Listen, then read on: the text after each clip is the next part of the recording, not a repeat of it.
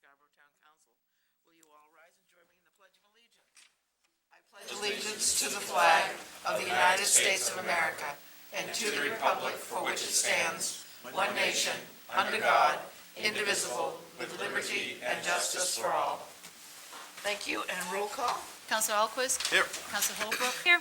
Councilor Babine. Present. Councilor DeAndrea. Here. Councilor Wood. Here. Councilor Roy. Here. Council Chair Rancourt. Here. And now is the time on our agenda for public comments. Anyone wishing to address the council, please proceed to the podium. State your name and address, and you have 3 minutes to speak before us at this time. So anything you'd like to say, the floor is yours. Okay. Nobody. Okay. Okay. Whoops, careful, that is very noisy tonight for some reason. That was me again, I think. Oh, Stop touching that thing. okay. Tom Bennett, 18 Chamberlain Road. Business is going slow at Coastal Trading and Gifts, but we did have one of the council members come and shop, Councilwoman Jessica Holbrook, and thank you for coming. I'm hoping that everything is going smoother and there's some discussions about it before the next ordinance committee meeting in a week or so. Thank you, and thank you for your time. Thank you. Anyone else like to speak before the council tonight?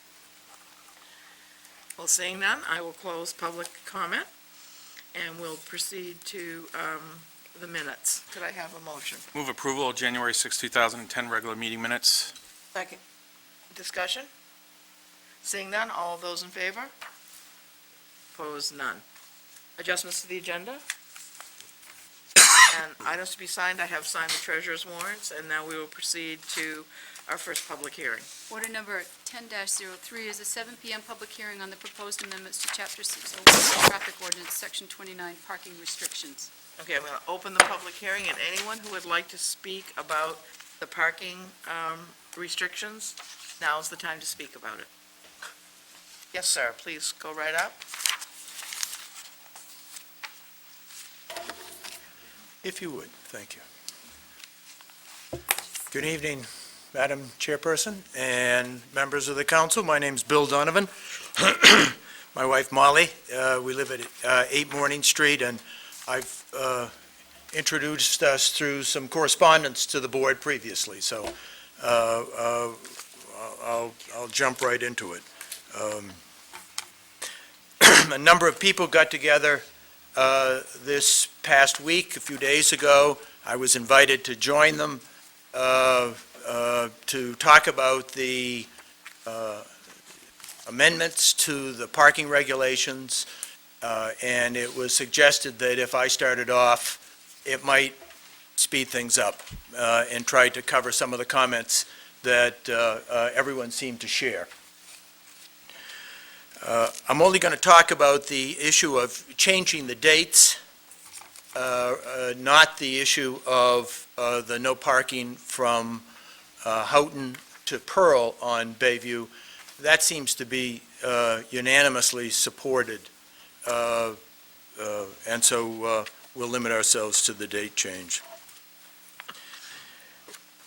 The town really has control of the issue of access to Higgins Beach. It owns the road, it controls the parking, and tonight really the council takes up this issue again. A study committee had previously submitted to the council a suggestion that the no parking along the new sidewalks be part of what's approved this evening. The chief, in his November 9th memo, indicated that the other issue was more unsettled, more controversial. There were people of different minds as to whether or not that should go forward, and he felt at that time in the committee, Glennis Chabot, the DPW director, Mike Shaw, and the chief did not think it should go forward. I would like to address the merits of that proposal. As I understand it, it was proposed because other beaches in town had restrictions on parking from September 15th to May 1st, and that there was some logic in making them all uniform. I would submit to the council that Pine Point and Ferry Beach are very, very different from Pine Point, from Higgins Beach. We are a very small community. They have parking right next to the beaches, which is public parking owned by the town, whereas none exists at Higgins Beach. So the rationale for changing it really falls apart as soon as you start to think about it. But really what I'd like to do tonight is give you a sense of what life is like in the Higgins Beach community, neighborhood, every day that it is a good surf day. Mr. And Donovan, your 3 minutes is up. Would there be any objection to granting him an extra minute? thank you. And my wife said she'd cede her time. Okay. So, Thank you. I don't mind. if you could take a look at the photographs that I've presented.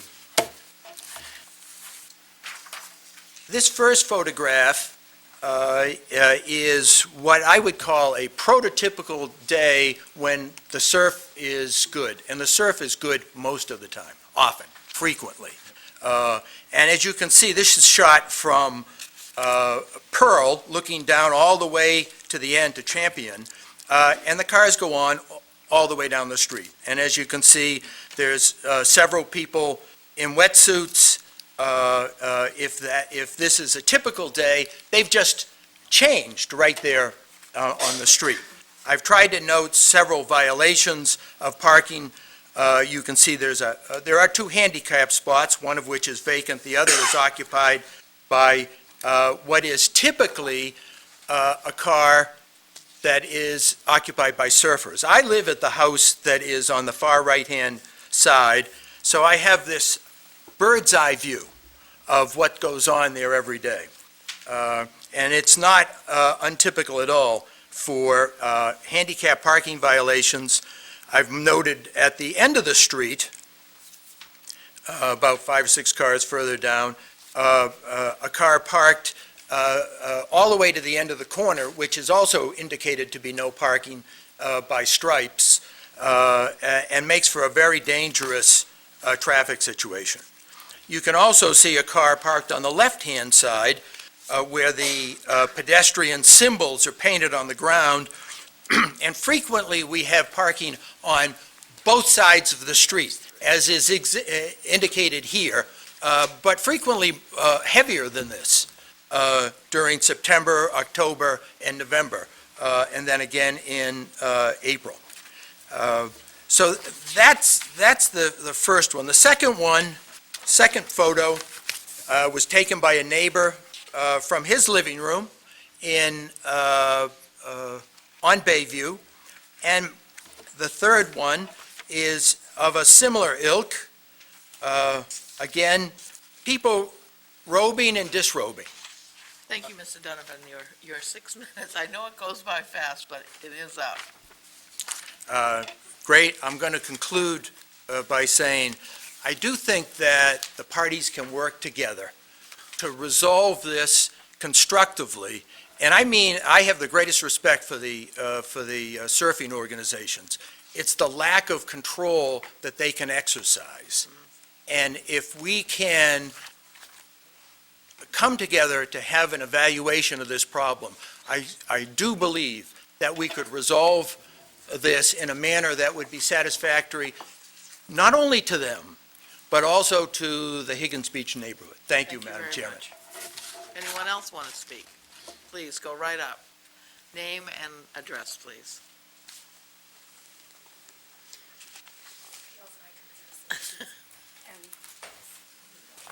Okay, thank you.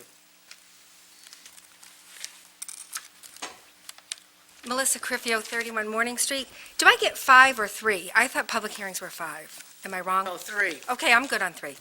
I maintain the email distribution list for the property owners, so I worked with Bill on doing a petition to table the motion before you tonight because it seemed premature.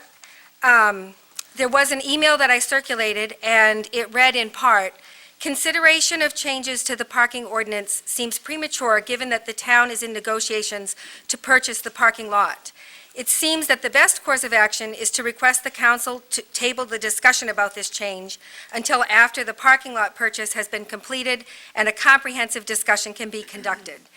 The email probably reached about half of the owners at Higgins, and has garnered support of 60 people at this point in the probably 3 days that it's been circulating.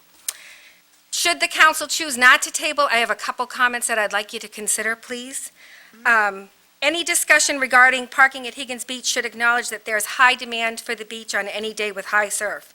Demand is surf-dependent, but it is year-round. And I've included one picture that's probably similar to Bill's of cars. If you're going to change the ordinance, I would suggest that a complete review be made.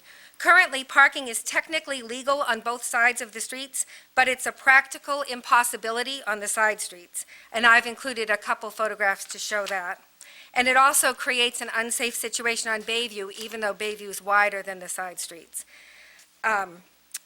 Changing the ordinance to be consistent with other town beaches is problematic in that beaches have independent characters. Pine Point has the pier, the boats, and the horses. Ferry Beach gets a lot of the dog walkers, and we get the surfers, and that's just the nature of it. I recognize that there are rewards and trade-offs to living at a beach, but there is a level of decency, which was addressed earlier, and safety to which the residents have a right. In a climate where state aid to school departments has been slashed to the point where the most recent school board meeting included a discussion on a moratorium on buying paper, it seems that increasing free parking at Higgins is ignoring a possible revenue stream. Even a nominal charge at the parking lot would be money in town coffers. And finally, I just want to say, I think it's important to find a solution that works for everybody. This is not a turf war, an unfortunate term that was recently used on a local surfing website. The vast majority of owners at Higgins, me included, support and enjoy seeing people use the beach. We're simply asking you to help them access it responsibly. Thank you. Anybody else? Please. Very nice.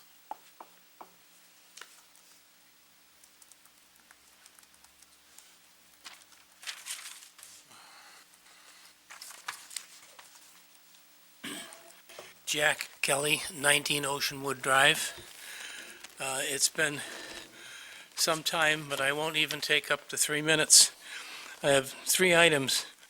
One, I've said it if once a dozen times before previous councils, that Higgins Beach is a private neighborhood which has a 40 billion barrel attractive nuisance at one end. And that hasn't changed any. Or 400 billion barrel, or 4 million barrel, whatever you want to call it. The other thing that I would hope you'll consider is the parking in front of mailboxes. That's not a safety item. It's just a pain in the neck, because you don't get your mail if a car in front of your mailbox. The mail lady, sometimes if she's got time, she'll get out and walk around, but she doesn't have to. And if she's busy, she keeps on going. And third, I'd like to have you look at this now, because when one of our wood-framed houses goes because the fire engines couldn't get around the corner, we'll be too late to look at it. Thank you. Thank you, Mr. Kelly. Anyone else? Please, come right ahead.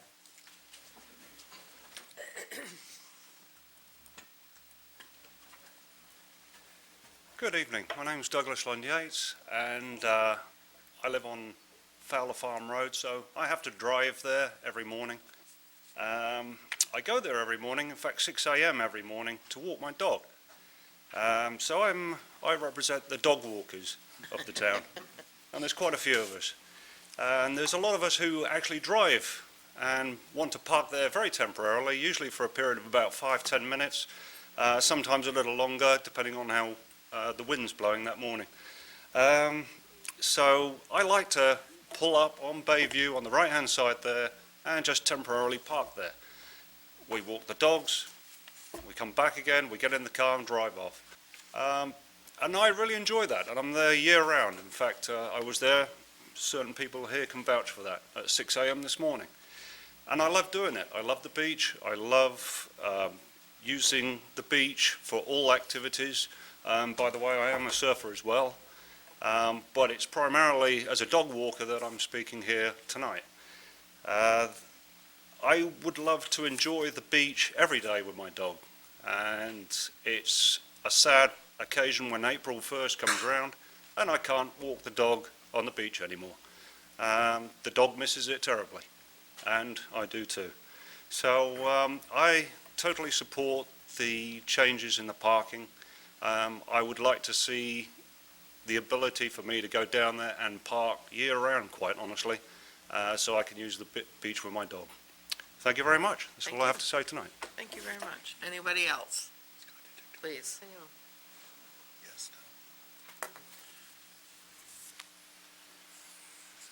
Wondering if I'm in any of these photographs. Wow.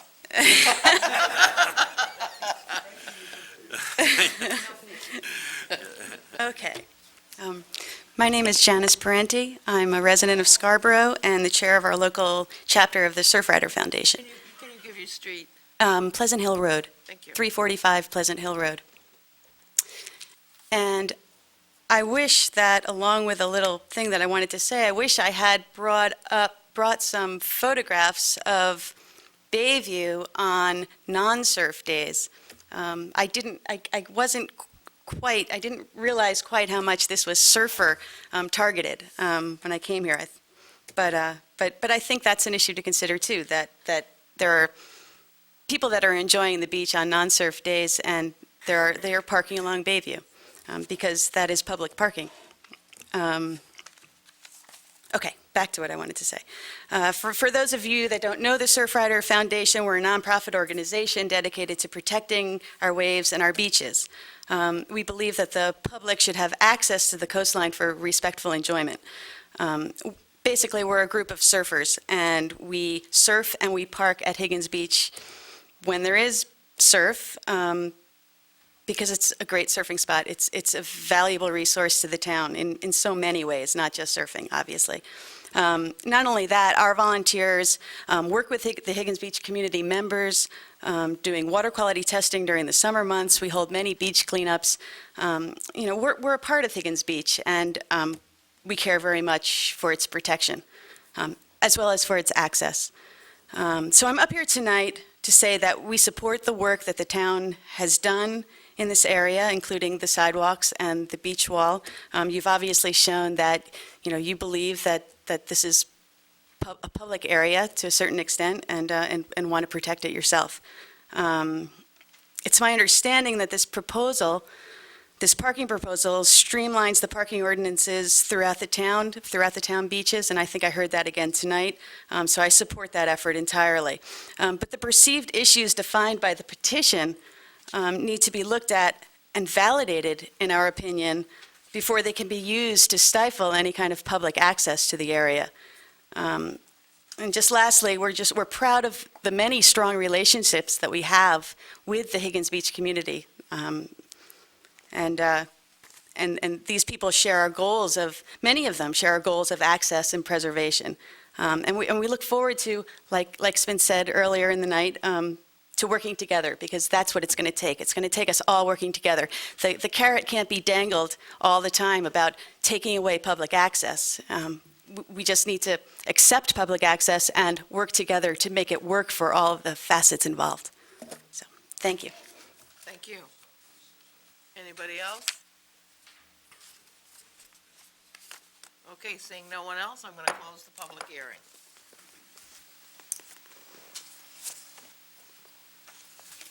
And I'm ready for a motion. I would move approval of order number 10-03. Second. Discussion. Councilor Roy. I and then guess Councilor Baber. some of the thoughts, I'm on the ordinance committee, and one of the things about the restricting the parking from Bayview to Houghton is basically I considered an immediate need. We're talking about safety and the ability of rescue and fire vehicles being able to come down and access Bayview and get to where they need. So I see it as an immediate need. We do understand that there are many things that need to be talked about, and I think Tom and Mike Shaw have met with the folks down there, and there's a lot of work to do, and we understand that. But for the immediate need, I see it very important that we do that. The second issue is the change of the date, and I asked when we first presented this, would somebody come forward and say, why is it April to October at Higgins versus the others? I know there's a reason, and certainly it has to do with the surf and, the time of year. So, I think that's a valid point, because you can't lump all the beaches in the same category. I think there are individual characteristics of each of them, and I knew there was a reason why it was April to October, and I would probably want to see it stay the way it is. But, and again, I think there's a lot of other issues that need to be taken care of, and the road has already been set on that with everybody meeting together, and I think those things, if and when the purchase of the parking lot becomes a reality. The other part of the ordinance nobody spoke to, what was relative to putting emergency stop signs, and apparently that seems okay. Didn't hear any public comment. There's one emergency stop sign to be placed at Pillsbury Drive, at the right-of-way between lots 37 and 38, and that is right prior to the bend on that Pillsbury Drive road, and has been an issue. And I think the other part of it was parking bans during weather emergencies, and I think I'm in agreement with the adjustments that were made based on the conversations at the last council meeting to open it up to emergencies, not specifically just weather, so. Council Baby? Yeah, first, I really want to thank the citizens for coming and speaking, and I think that they made very, very good points. If pictures are worth 1,000 words, you said a lot with those 6 pictures, and it's nice to have somewhat proof of what has always been told to us, but no one has ever seen, at least on our side, because we don't live in Higgins Beach. I do agree both with the citizens that asked for more time to review the entire ordinance, as well as with Councilor Roy's comments regarding the necessity to make these amendments today. I'm in support of these amendments. I'm not in support of the amendment around the change in date. In fact, at the end of the comments, I'll ask for an amendment to withdraw these changes, only because it does not weaken the position of the town in being able to act when it's needed to. But I do hope that as part of these changes and as part of the purchase, that we do initiate a dialogue with the community, as well as with the Surfing Association, to find the best solution going forward. But I think it's evident that something needs to seriously be done to curb people's behavior, both in parking, but also in what would, I guess, be deemed acceptable behavior outside of the vehicles in their parking. So with that, I would actually like to move to amend the, if I did this right, move to amend the motion to withdraw the amendment that changes Section 2, Higgins Beach, from April 1st to May 1st, to October 1st to September 15th, and revert back to the original dates. Might just want to say strike the Strike, yes. Second that. discussion on that amendment. Striking amendment? Council. No discussion on the amendment? Yeah. So you would like it to read, Councilor Babine, Higgins Beach from April 1st to October 1st? Which it does now. Which it does now, Right. have it remain the same? Yes. And through the chair, Tom, was the effort to make it May 1 to September 15th, mostly along the lines of keeping it consistent with the rest of the town? I believe that's entirely the rationale. I see Chief Bolton here in the back, in the audience. Mike Shaw was also part of that process, but I believe the consistency and alignment was exactly the reason that was staff put it forth. So maybe I'm missing something here, but so actually, as it stands today, absent of this, what's in front of us, it's more restrictive on Higgins Beach than it is in other beaches. Right. Okay. And, well, I guess I'm curious as to any background or justification to leave it the same. I mean, I've heard a little discussion about maybe weather that is more conducive to surf during that 1 month, April to May, and October to September, but beyond that, I'd be interested in hearing from my colleagues as to why I should support this amendment. Thank you. Yeah, I need that clarified too a Yeah. little bit. don't I quite think get it really relates to the surfing, because surf is still pretty heavy April to May. It slows down a little bit, and then you get good surf conditions between September and October. And I think that's probably the reason, unless anybody, else can give me a particular, but, that was the purpose of it, I think, at the time that it was set. Councilor Bay-Buy. Yep. I listened to the argument that was made that Higgins Beach is definitely unique in its characteristics, in its location, as well as in its size. And I think that, for me, I understand the recommendation and respect the need for consistency. It's a lot easier for administrators. But this is the one area that I think needs to be discussed in the dialogue with the neighborhood, because it impacts their neighborhood and impacts the surfers and the users. So I'd rather keep it the same because it's known, and then allow them to make a recommendation about what would work best. To some extent, the pictures may suggest that this should actually be a little bit, a much larger window for restrictions and make it even more restricted than what it is now. Councilor Alquist.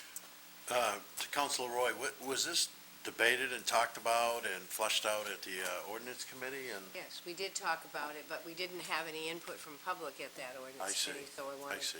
hear from public as to specific reasons why the difference in the... Okay, thanks. So can I just sort of clarify, just for my understanding, what we're trying to do here is say that there's more surfing use through April, or less surfing use through April? Can we ask the surfers? Yeah. More, it's more. Mrs. Chabot seems to have something to... Just go to the... Yeah, you need to go to the microphone, I'm sorry.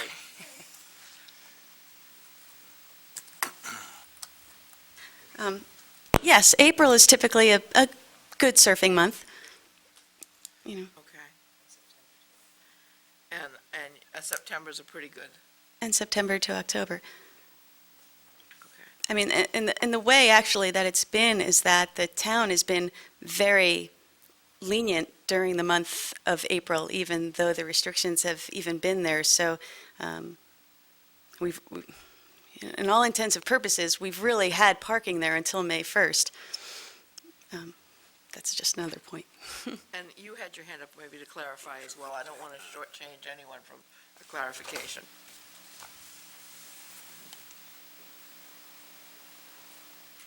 Glennis Chabot of Houghton Street. When Councilor Roy asked about why the dates were different at the ordinance committee, we really didn't have a good answer then. And I asked Rodney Lawton, because he's been there a while, if he knew why. And on the information sheet that I gave you, I did indicate what he had said. And he said that there's a lot of heavy traffic during nice days, and it isn't always surfers. It could be no surf, but it's really warm in April, so people just flock to the beach, with their dogs, with their children, et cetera. So it just seems that we do have some heavy use in April and September if the weather's nice, even if the surf is down. So that's why the dates were set different in the first place. Thank you. Other councilors? Councilor DeAndrea. Well, speaking as the chair of the ordinance committee, I certainly would be happy to have this kicked back to the ordinance committee we are certainly discussing, really talking about parking in general issues for both Pine Point and Higgins Beach sometime here in the next couple of months. So I wouldn't be offended if this was kicked back to us to work on further. Some more time. Councilor Roy. I guess I just still am concerned about the immediate need to restrict it from Bayview to Houghton Street, to Houghton to Pearl on Bayview, and the right-of-way area of the Pillsbury, because it's two safety issues. That's what's the major concern right now. I think we would have it come back to ordinance. Just point of order, are we discussing the proposed amendment? We're sort of all over the map, but what is figured that before out. us Can we is go the back amendment. to the original? You're right, I'm just simple, so I don't want to cut That's you off. okay. The matter Well, before us is my- the amendment. My final point was going to get to that amendment. In that, we could discuss it in the next 2 or 3 months, but that will leave the folks that live there only in the summer out of the discussion. And that's been an issue over and over and over again. So we really want to do it right when we make the purchase or whatever, but we need input from all of the residents down there. So changing the months right now may be what they ultimately want, but it's worked, and the big thing is the immediate need of, safety in those two areas. Thank you, Council Holbrook. I'm kind of mirroring Judy Roy about that. Can we pass the rest of this and just leave that one specific portion out, table, Refer it back to the refer it committee. back? In other words, Pass all what I'd like to do is call the question on the amendment first, and then let's either pass that or fail that, and then go back and decide what we're going to do. Councilor Babine? So, just, not that I'm the parliamentarian, but Yes. in order to do that, actually, the amendment that I propose does do that because it reverts, it basically keeps it the same as it is, and the ordinance committee could still take it up and then make a recommendation at the next meeting. Or, if it so chose, is that it would fail, it would not pass this amendment, and then ask to divide the question and Correct. take this one particular piece out, and then you would table that one That's piece. correct. Just to make sure people understand that. Or we could divide the question and just do those two pieces that remain. Correct. Correct. So I'm going to call the It's the same- question. same All those in favor of the amendment, please signify by raising your hand. Opposed? Okay, it passes. So now we're back to the main motion, As amended. As amended. as amended, correct.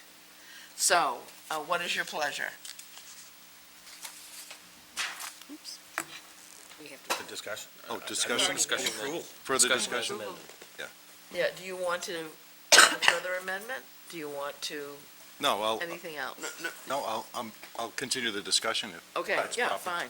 That's Okay. your pleasure. Oh, as we pass it now, then we'll pass all the other parking regulations, and this, we hope, will be bounced back to the ordinance committee for their further discussion. So I think we're all set if we just vote for the main motion now. We accomplished everything we thought we were hoping to.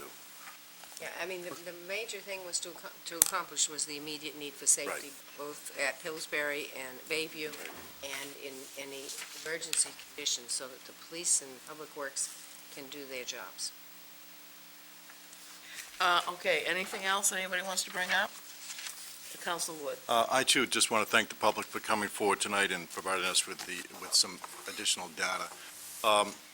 Certainly, as it's been stated many times, the neighborhood is private. It's private property, and I wish that I had some magic bullet, or the ordinance committee come up with some magic law that would have folks comply with not only just basic law, but basic decency.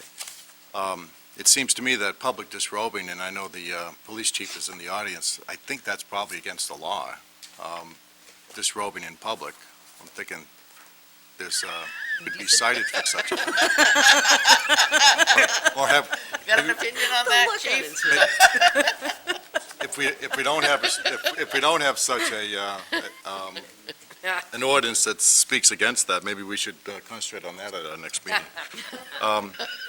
But it's been effectively illustrated to me, and it sounds to the rest of the council also, that there is an immediate need for us to act and consider the safety implications of parking along Bayview as it exists today. So this amendment will make that area safer, and certainly we have a long ways to go before maybe we can address the other issues. As far as waiting for us to purchase the parking lot, I don't see a lot of value in that. I hope the town will be in a position someday soon to be able to purchase that parking lot, and then we can design that area to afford greater accessibility and parking for the folks who use the Higgins Beach area.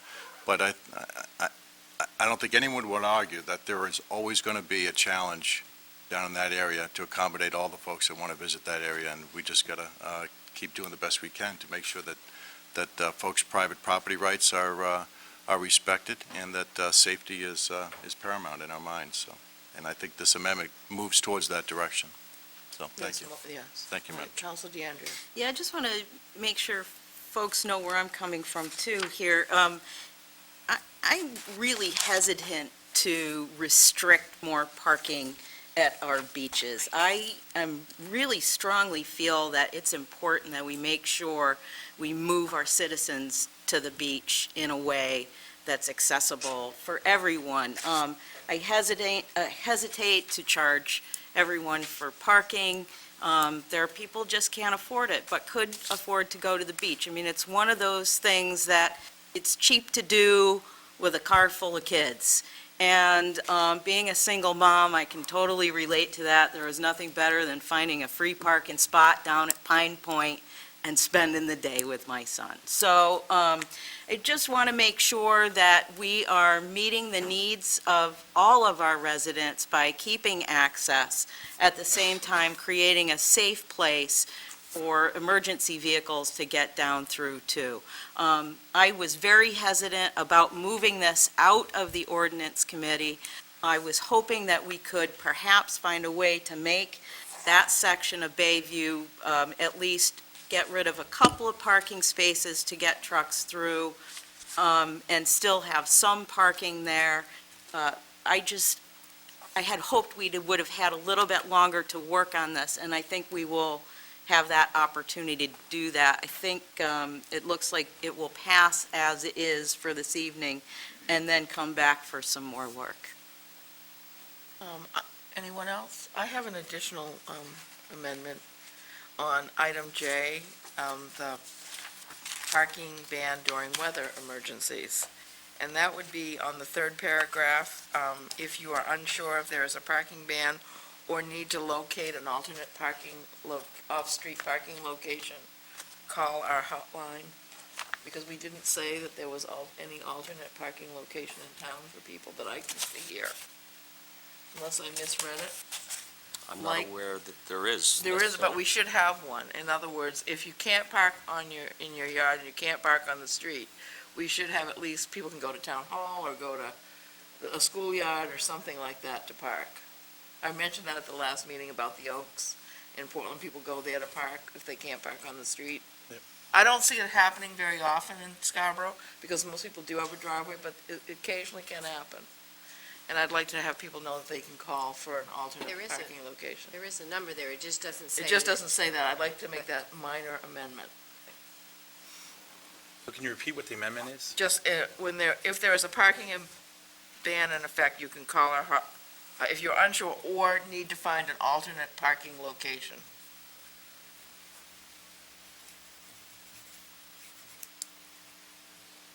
That's it. I'll second the amendment.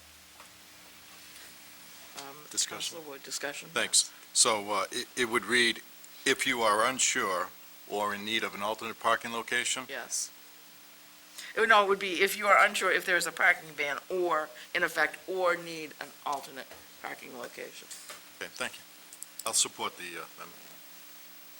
Counselor Babine? I don't have a problem supporting, I just want to make sure that, I guess, staff needs to be ready to identify an alternate parking, what are the rules and guidelines around that alternate parking, when it's going to be used, so they need to come up with that policy or procedure pretty darn quick if we're going to pass that tonight. You want to say something, Ron? All set. Okay. Counselor Look, Wood? just to Council Babine's concern, if we don't have an alternate parking area, then the answer on the hotline will be, there is no alternate parking area. That's right. And yes, there is a parking ban in effect. But it is worth, I think, town Right. effort and energy to come up with an alternate parking area, and I think this might You're gonna drive put that. your- I just have to say that the school by my house, they plow really early. I'm pretty sure they could go there if they have to. Counselor DeAndrea? I see Mike Shaw sitting in the audience, wonder if he could answer that for us, if if he has any thoughts around that. It's called putting him on the spot. Sorry, I Mike. guess he does now. Well, I mean, you know, I do. if we're going to vote on this amendment, we might as well know.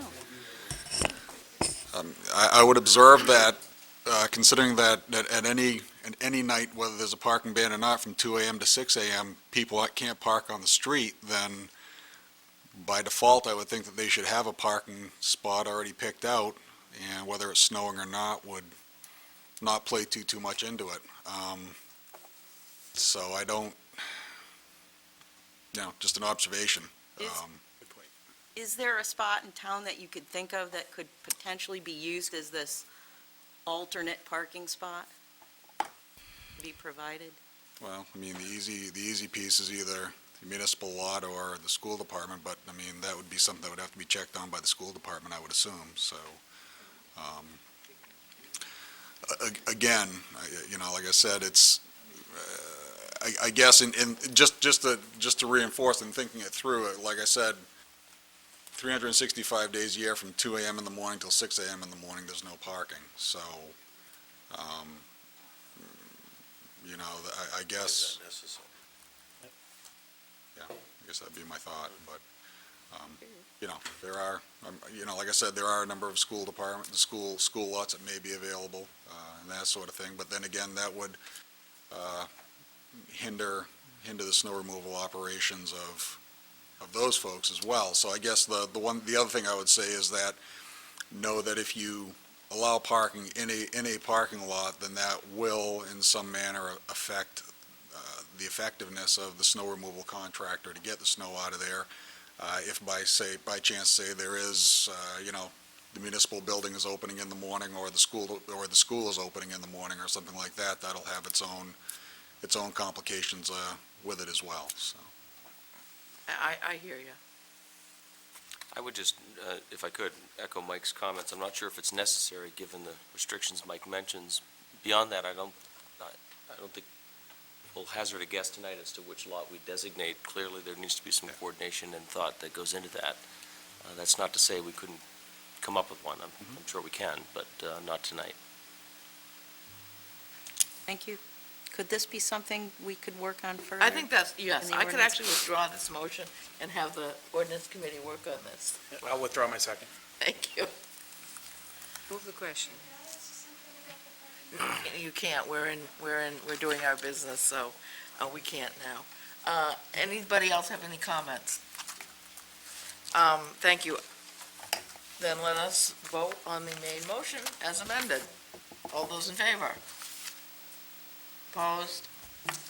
And I think I heard very clearly this is going back to the ordinance committee for some additional work and re-presentation to us.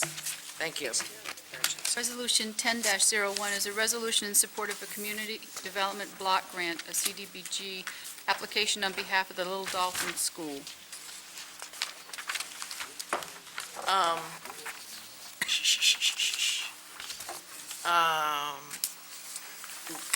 Shall I read the resolve?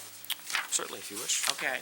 This is Resolution 1001 of the Community Block Grant Application for the Town of Scarborough. Be it resolved by the Town Council of the Town of Scarborough and Town Council assembled that we support the Community Development Block Grant CDBG application, which will be submitted to the Cumberland County Development Program. Through this grant, the Town of Scarborough is seeking funding on behalf of the Little Dolphin School for tuition assistance to low, moderate-income families. Signed and sealed this 20th day of January, 2010, on behalf of the Scarborough Town Council and the Town Manager of Scarborough, Maine. Signed appropriately. Second. Discussion? Councilor Babine. Oh, I just wanted to, definitely in favor of this. I think that whenever a community partnership can be strengthened through the CDBG program and the grants, I think it's wonderful, especially since they're going out on their own. I know that Cumberland County has been very supportive of trying to get more of these grants. So congratulations, or I should say good luck to Little Dolphin School. Councilor DeAndrea? Yeah, I would echo that. I think this is great. I mean, to have funding for low, moderate income families to afford this is fantastic. I would support this. I do have a question, however, and that is, coming from the nonprofit field, I often work with groups who are working as fiscal sponsors. In other words, they are responsible for grants. It sort of sounds like that's what the town is, in essence, sort of doing in a way. It's not exactly a fiscal sponsorship, but in fact, we're responsible for submitting the application on behalf of the. Correct. So part of what fiscal sponsors do in nonprofits is they also become responsible for making sure that that money is tracked and not misspent and spent in the ways that it was originally funded for. So I wonder, and I'm not trying to say Little Dolphin's a bad place, it's probably a great spot. I just wondered what our further responsibilities were about how this money is spent, and is there any follow-up with the town, between the town, the CDBG, and Little Dolphin? The CDBG program requires a municipal sponsor for an application of this sort. In fact, as regards this application, it's been waiting for at least 2 cycles, if you will. These grant programs don't open very often. In this instance, well, first and foremost, they need a municipal sponsor, so it's essential that we do lend this level of support. As regards our ongoing obligations, it would be my interest in assigning all of that to them, frankly. I think we have some responsibility in assisting them in the application process to make sure it's a thorough application, but I don't want to assume any financial responsibility for their efforts, if you will. And there are certainly ways to ensure that they assume that responsibility going forward. So to answer your question, I don't expect we'll have ongoing responsibility. That would be my preference. And would there be any follow-up after the monies are spent? The CDBG program has its own fairly rigorous program guidelines to ensure that the monies were used for the intended purpose. I guess that's where I was Yeah. sort of going with this. Thank you. And Council Wood? I was just going to say thank you to the town and staff who worked on this on behalf of Little Dolphin Schools, and good luck, and hope they're awarded all that they're asking for. Good. Thank you. And Council Roy? And just to add for the public's benefit, that what they said, that they have been able to provide 13 Scarborough families, Scarborough children, with $71,500 in assistance. So that's a good sum of money for those low, moderate income. Thank you. Anyone else? Seeing none, all those in favor? Opposed, none. Thank you. Next item. Under old business, order number 10-04 is act on the nominations for the various committees and boards that were posted at the January 6th Town Council meeting and recommended by the Appointments Committee. Councilor Bambai? So I have a procedural question. Yes. Can I simply move the order as written and previously submitted? Do I have to read the entire? I think you can move I can it do as that. previously. So I would move approval of order number 10-04 as previously read into the minutes. Second. Discussion. Councilor Bambai? Councilor Wood? I just want to say thank you again for all the folks that have stepped forward to volunteer on the various committees and boards, in particular those folks that have requested to continue serving. Many of these boards, all of them actually, can be challenging at times and require a lot of time and effort and thought, and it's a tribute to the folks that serve on these kinds of committees and boards that places Scarborough in such an enviable position on so many issues, and we're often in the forefront of things such as design standards, planning, shellfish, et cetera. You can go right down the line. It's only really due in part to the fine group of citizens we have in volunteering. So thank you very much. Thank you. Councilor Dion? Yeah, it's great to see, and I echo that, and it's great to see on here that we've got first and second alternates on some of these committees, which means that people are really interested in being part of that. But the other thing that I want to say is that I'm sure that there are openings on other committees that do need to be filled as well, and these committees aren't necessarily, you don't necessarily have to have experience working in these specific areas. Often they're just looking for people who really want to be involved in the community, and you'll learn as you go along. So I'd encourage folks to find out more about it on the town website and get involved. And there, I believe, Councilor Bateman, that you have some openings on some committees remaining. Yes. That'll be part of the Appointments Committee report. Okay, thank you. Anyone else? All seeing none, all those in favor? Opposed? Thank you. Under new business order number 10-05 is act on the recommendations to amend the fund balance policy as recommended by the Finance Committee. Could I have a motion, please? I would move approval. Second. Councilor Roy. Yeah, the basic changes, one is under definitions. These are new definitions provided to us by Finance, so that everybody is very clear on what the various fund balances are. What had happened prior to this time was that we had not specified an amount that our fund balance should be, an upper limit of our fund balance, and the basic purpose of the amendment is, one, to incorporate the definitions, and two, to specify that the fund balance should be at least 8.3%, but any excess above the 10% would be used, designated for capital needs or property tax stabilization by the town. Councilor DeAndrea. Yeah, just some wording here didn't sound quite right to me. Under the definition of assigned fund balance, it reads in parentheses after the first sentence, town manager of Finance Committee. What is? That's the new title of Chief Roy. Not sure it should be written quite that way. Should that be or Finance Committee? Yes. Yes, or? Certainly or. I'm wondering if that parenthetical note can be removed altogether. It probably could be. I don't know if that was from the original one that Ruthie received from the governor. Well, it's not Could be 100%. or. Was that in the original, Ruth, through the chair? I don't think so. Okay. Okay. Anything else?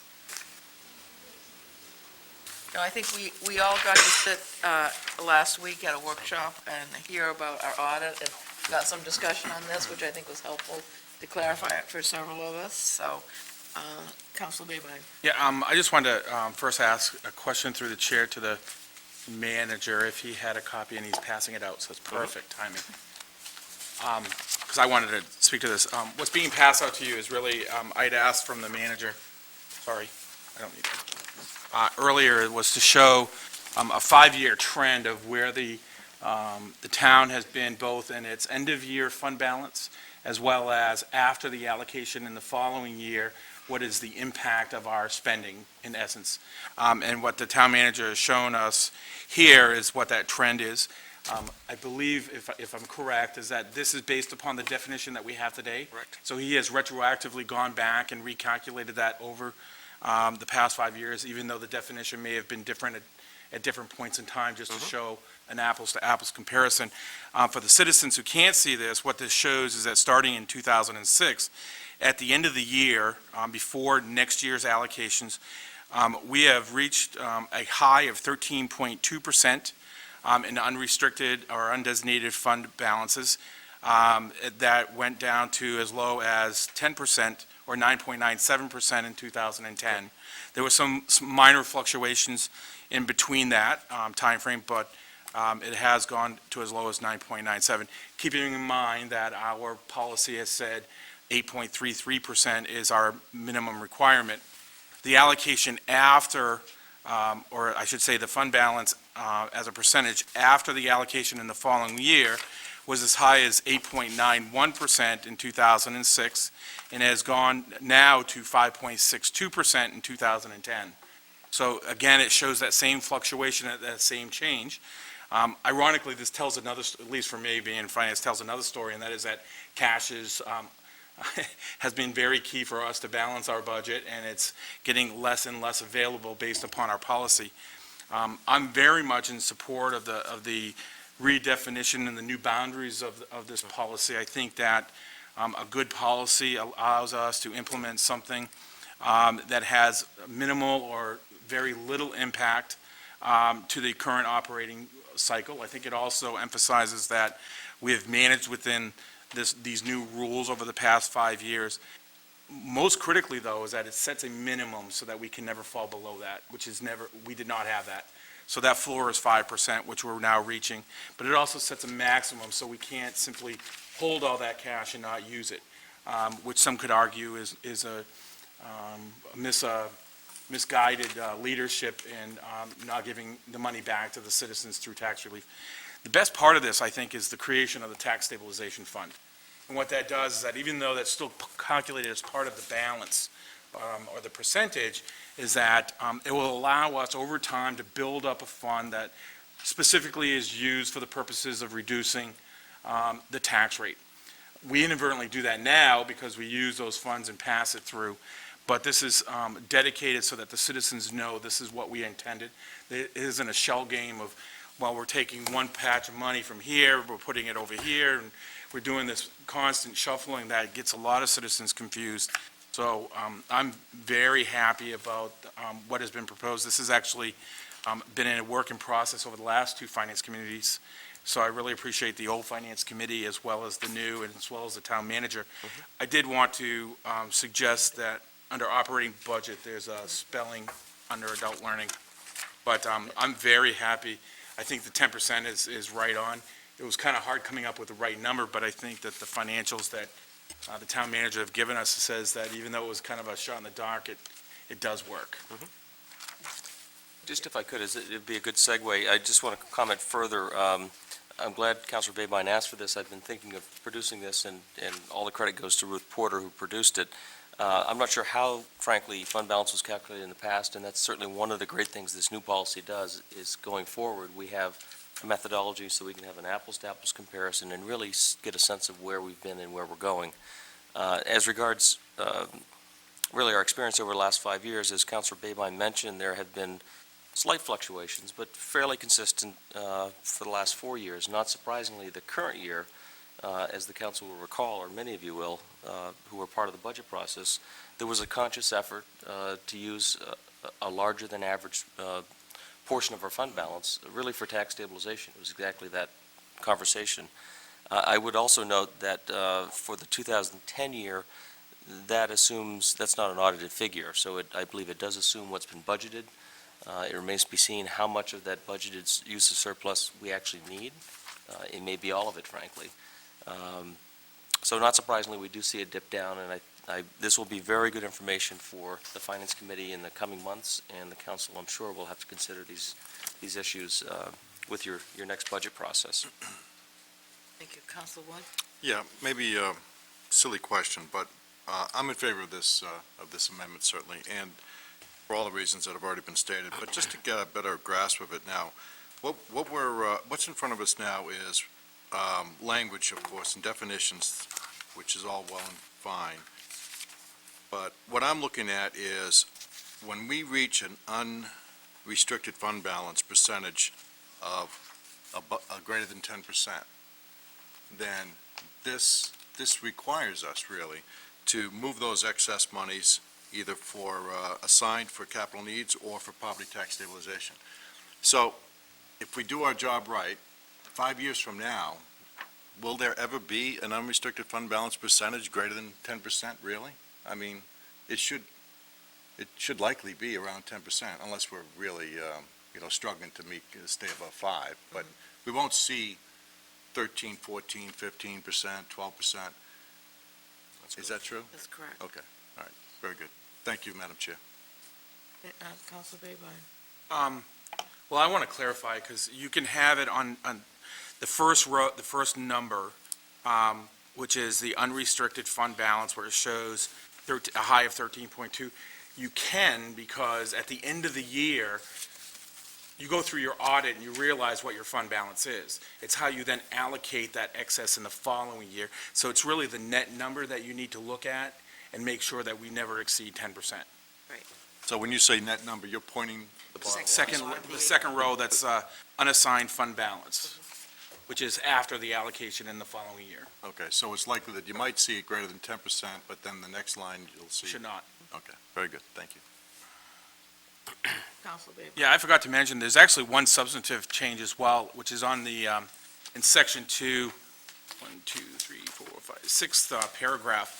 And what that says is that if the council does not achieve its goal of what it wants for a fund balance, which to me, in my head, says if we ever fall below 5%, we will, through savings through the budget process or through the allocation process, we will basically save or cut costs so that we can then achieve that, and we will do that over 5 years. So that is actually something new that Mr. Hall has provided, and I think that's good leadership on our behalf to have that included. Anybody else? Seeing none, all those in favor?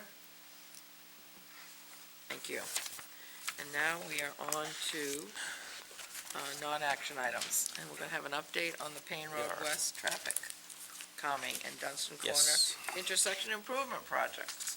Yes, we very much appreciate the council's indulgence for a couple of reasons. One, we promised, frankly, for months to get back to you on a couple of key issues related to the whole Dunstan improvement conversation. Councilor Alquist and I see former Councilor Sullivan in the audience were very actively involved in the Payne Road West Traffic Study Committee.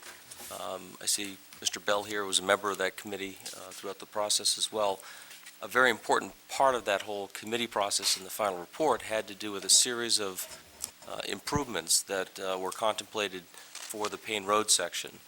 That conversation has been lost a bit in the Dunstan improvement conversation, and these are very much related. They're running and should run on parallel tracks, and we want to take the opportunity tonight to bring you up to speed on where those stand, what we'd like to do to advance them, and also use this opportunity to bring up to speed on what's happening with the Dunstan improvement projects. We're at the doorstep of solidifying all the financial components. Certainly the town plays a key role in that conversation. So without further ado, Dan Bacon has really been the chief driver and architect of this all the way through, and he deserves all the credit. Therefore, he gets the responsibility of making this presentation for you tonight. And I can skip the first half of my presentation because Tom took care of the intro on this. I beg your pardon. No problem. Makes it easier. As the town manager mentioned, this is to come back to you with some specific proposals from staff on traffic calming measures for Payne Road as part of the larger study conducted over last year, which resulted in your resolution to support 2 improvements at Dunstan Corner and also the Higas Parkway and Route 1 intersection. Just to reorient you, I'm sure all of you are very familiar with the 3 intersections here.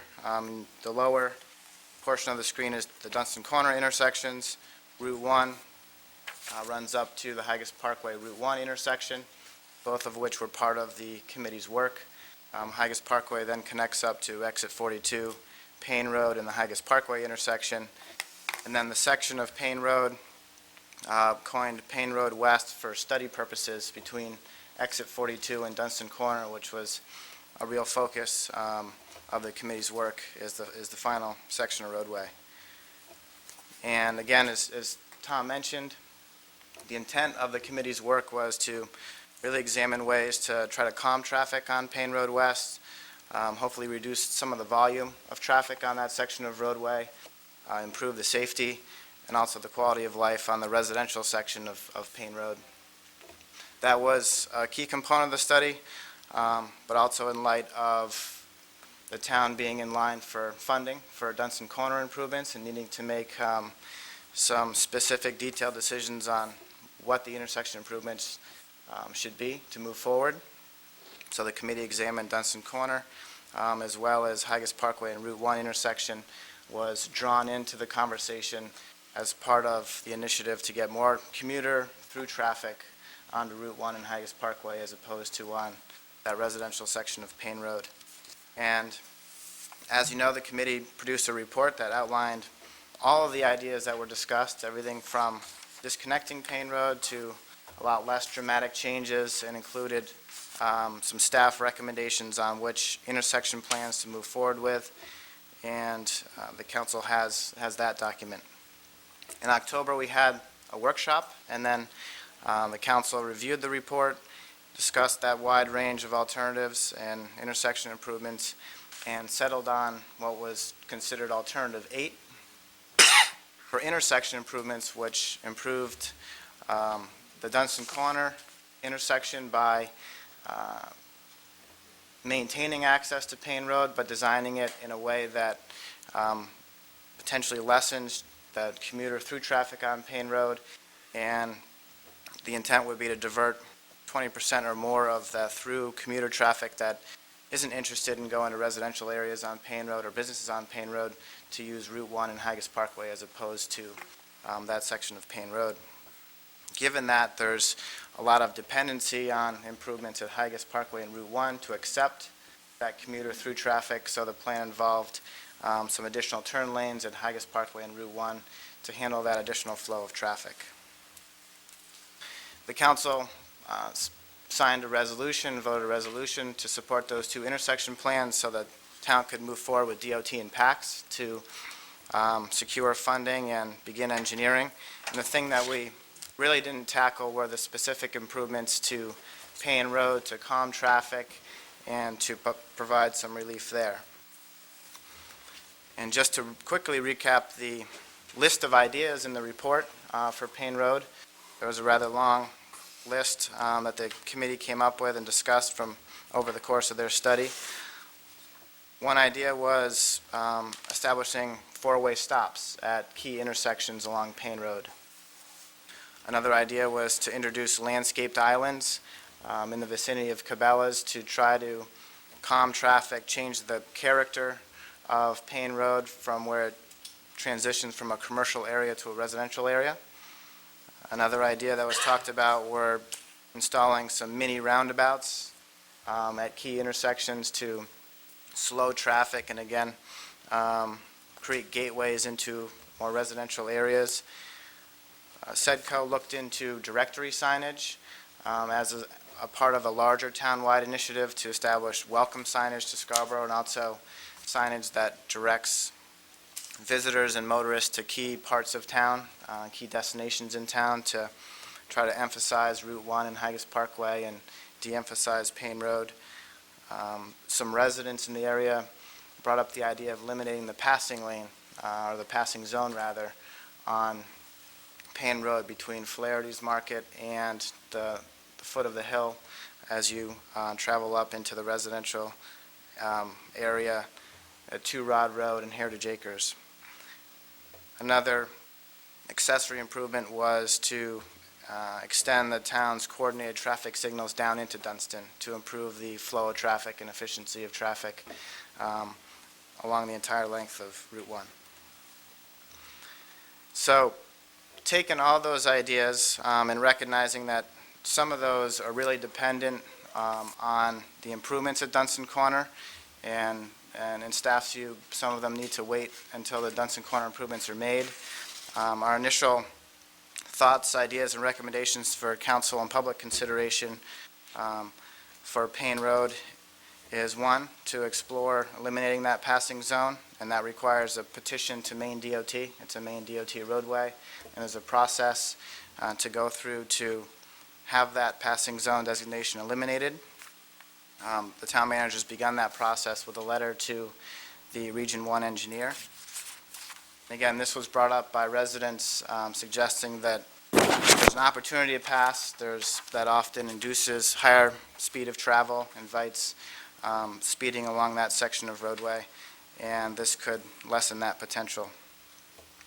Another idea, earlier mentioned, that could be a Phase 1 improvement would be to install a landscaped island just south of Expedition Drive, which is the secondary and more southerly access into the gateway shops, and that's really where the character of the roadway or the land uses along the roadway change from the shopping center and a more commercial area to the residential area. And I'll show you a schematic of what that could look like. And also, as I mentioned, SEDCO's looked at town-wide directory signage and the council could explore starting at key intersections in this area, Dunstan Corner, perhaps Higas Parkway and Route 1, Exit 42, to explore installing such signage and then perhaps growing the program to other parts of the community, other key intersections and gateways into Scarborough. This is a map, I'm sure it's tough to see from your seats, that illustrates that section of Payne Road that allows passing. And again, roughly it's from Flaherty's Market northerly towards Two Rod Road, right about where the roadway begins to ascend up the hill to Heritage Acres and Two Rod and the denser neighborhoods there. This map tries to illustrate the area where an island could be introduced to, again, narrow the perceived width of Payne Road and try to change the character of the roadway, present a gateway into a more residential areas from the commercial area. This is a plan that I'm confident it's tough to see from your seats, but you have it in your packages that shows a first draft of an island. Much of the island, unfortunately, is not very wide and would probably be asphalt or concrete surface, and then it expands to be able to accommodate some street trees or plantings. The challenge in this section of road is to fit an island in here that fits within the width of the paved surface and also doesn't impede driveways, because this is the section where it changes from Cabela's to a number of residential homes, and this design avoids any conflicts with driveways, so residents along this stretch can get in and out of their homes. There might be other opportunities for landscaped islands more towards Exit 42 in front of the Cabela's Plaza, and we can explore that if the council wishes. These are some examples of town entrance signage, as well as signage that directs motorists to key parts of town. And this uses the 350th logo. An alternative that SEDCO worked on is something that doesn't use that logo, that uses the town heron. And I'm sure there can be a number of other alternatives that can be crafted. These are just the idea of gateway signage, welcome signage, as well as directing folks to Exit 42, Oak Hill, Dunstan, relatively area-based, generic destinations, not specific businesses necessarily, and Harvey can speak to this in more depth. And this is the overall map of a first draft at where this type of signage could go throughout the community, not just for this particular issue and initiative, but in the long run, this program could be grown to all the important intersections and gateways in Scarborough. So that piece of the presentation is really to tell you where we are with some ideas on Payne Road traffic calming. A number of the other measures can be added in. These are our recommendations for a phase one. We also want to just update you on where we are in working with Maine DOT and PACS for funding for the two intersection plans, as well as engineering and a timeline, and to preview an interlocal agreement, which is required between the town, PACS, and Maine DOT to move forward, and also to preview your discussions for CIP this year, next, in the budget process. In terms of Higas Parkway and Route 1, we've actually started the engineering for that intersection plan. We had current CIP money for that purpose, so that's underway. We've got very competitive pricing in light of our economic times and are proceeding with that. Maine DOT is ready to engineer Dunstan Corner, and the thing that they're waiting on is this three-party agreement to be in place, which we'll discuss tonight and then recommend the council takes action on either at your next meeting or following.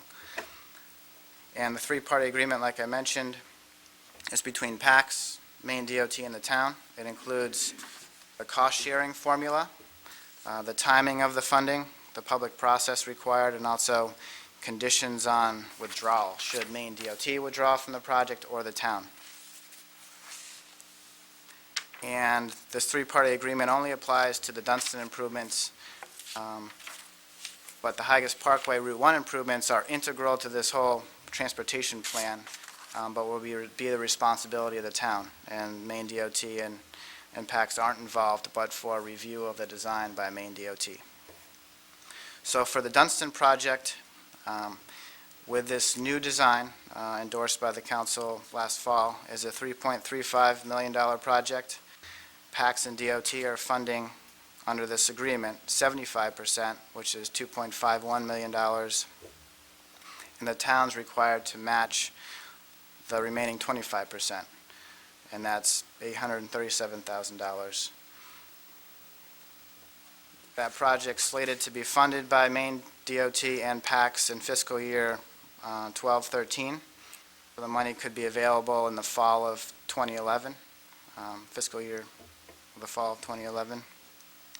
And the town has already committed $65,000, $66,000 of that in our current fiscal year for engineering. So of that $837,000, that $771,000, $750 is expected for that fiscal year 2012 by the community.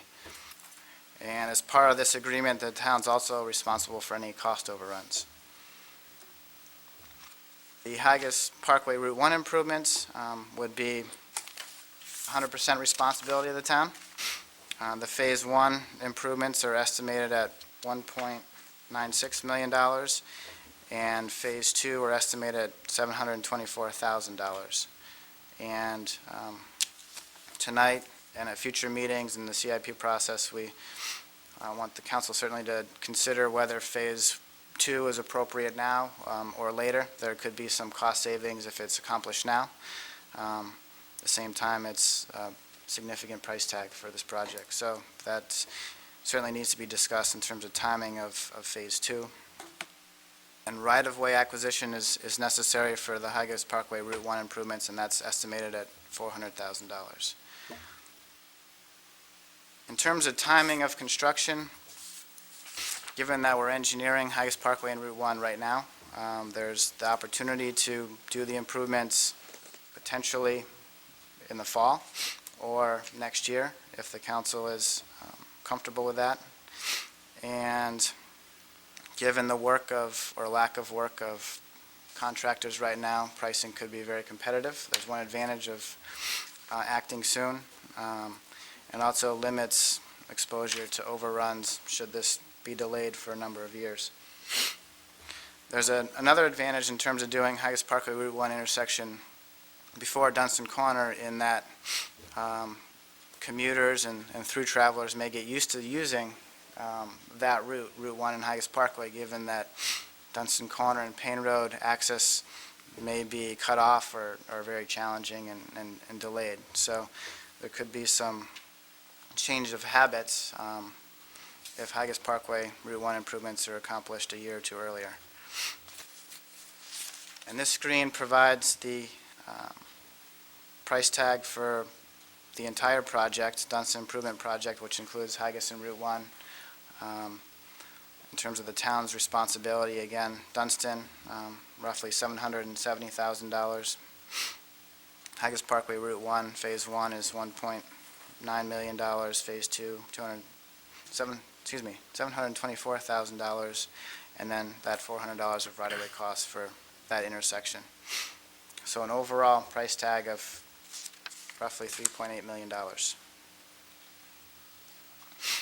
And in terms of recouping some of those costs, I think as the council is aware, there's a Dunstan Corner impact fee ordinance in place now. We've been collecting money since 2006. Much of the money we've collected has actually already been spent on acquiring necessary right-of-way at Dunstan, at Pine Point and Route 1, to acquire the Scarborough Signs property to make that intersection plan a reality, and that impact fee ordinance will remain in effect. But in light of this new plan, staff recommends the council consider updating it to incorporate Higas Parkway and Route 1 and adjusting how fees are assessed and collected. Coupled with that, there's a couple developments that are already tasked by Maine DOT and the Planning Board for fixing parts of the Route 1 Higas Parkway intersection. So if the town does that improvement project, then we're doing some of the work that's required of those developers. So there's a very good opportunity to recoup some of our costs through new development that's required to make some of those changes. So with these ordinances and these opportunities for partnerships with developers, much of this significant price tag can be recouped over time, much like the Payne Road impact fee ordinance is doing today.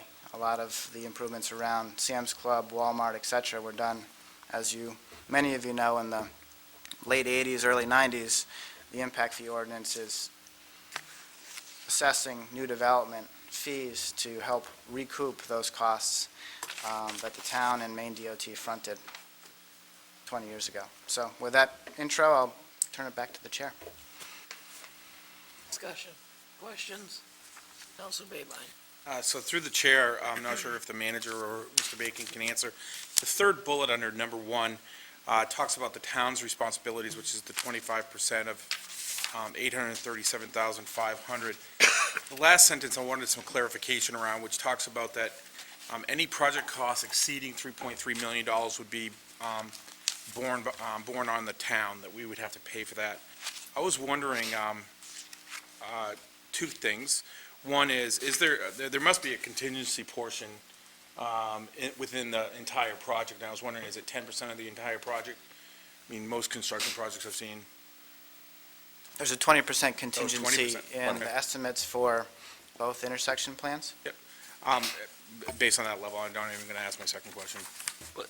It's a very good question, and frankly, the approach that we're recommending, by taking on the full responsibility of the parkway, we can control our destiny there, and then focusing the money that Paxton DOT has in hand on Dunstan. The sooner we get these projects done, the better control of cost we have.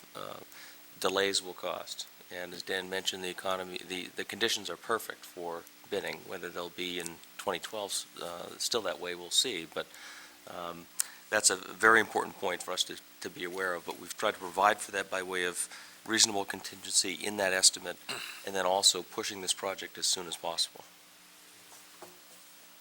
Just as a follow-up, I'm totally supportive. I think that as part of this year's budget, it's a very nominal amount for consideration. It's next year's budget that really is impacted, if I understand the budget cycle right, and I'm supportive of the town's portion. It's just that once we get into this, there's no stopping. And there's a lot of controls that we don't have, so, from the instance of from the state's perspective. So cost is always critical. Well, there should be some comfort. The majority, if not all of this fund is federal money, passed through DOT. So we have a better than a fair degree of certainty that this money is real and that will be here when it's needed. Again, I think the key to success here is staying on track. These problems don't go away, they just get more expensive. Councilor Roy. Yeah, just a question, going back to the Payne Road issues, were there any projected costs? We haven't projected costs yet. We wanted to get some initial feedback from the council, and then we can do estimates on the island and then the directory signs. Obviously, the passing zone is a can of paint, so, yeah. We envision bringing a package of capital improvement projects through the budget process, so we're looking for some initial feedback before we start working through those numbers. Councilor Wood. Thank you, Madam Chair. Councilor Apples. On the proposal for the island on Payne Road over by exit 42, I fully support that. I think that can go at least some way towards calming traffic, and I'm hoping that maybe we can introduce maybe some attractive signage that reminds motorists they're entering a residential area. I thank you for, even though the space is limited, adding some landscape element to the raised island.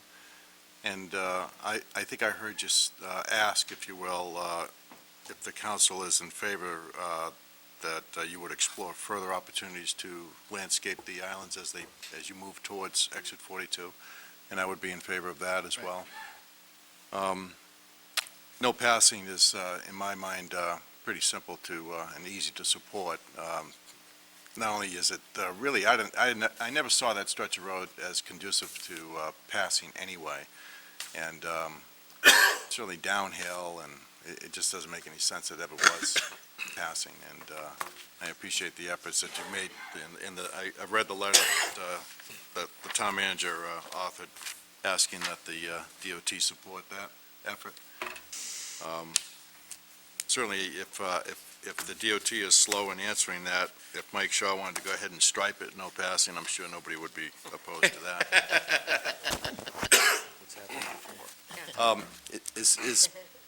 Is part of what we discussed, did I hear the four-way stop sign on Payne Road at Scarborough Hill area? Did you talk about that? I thought I heard you mention that. That was included in the report. Okay. As a handful of traffic calming ideas. Yeah.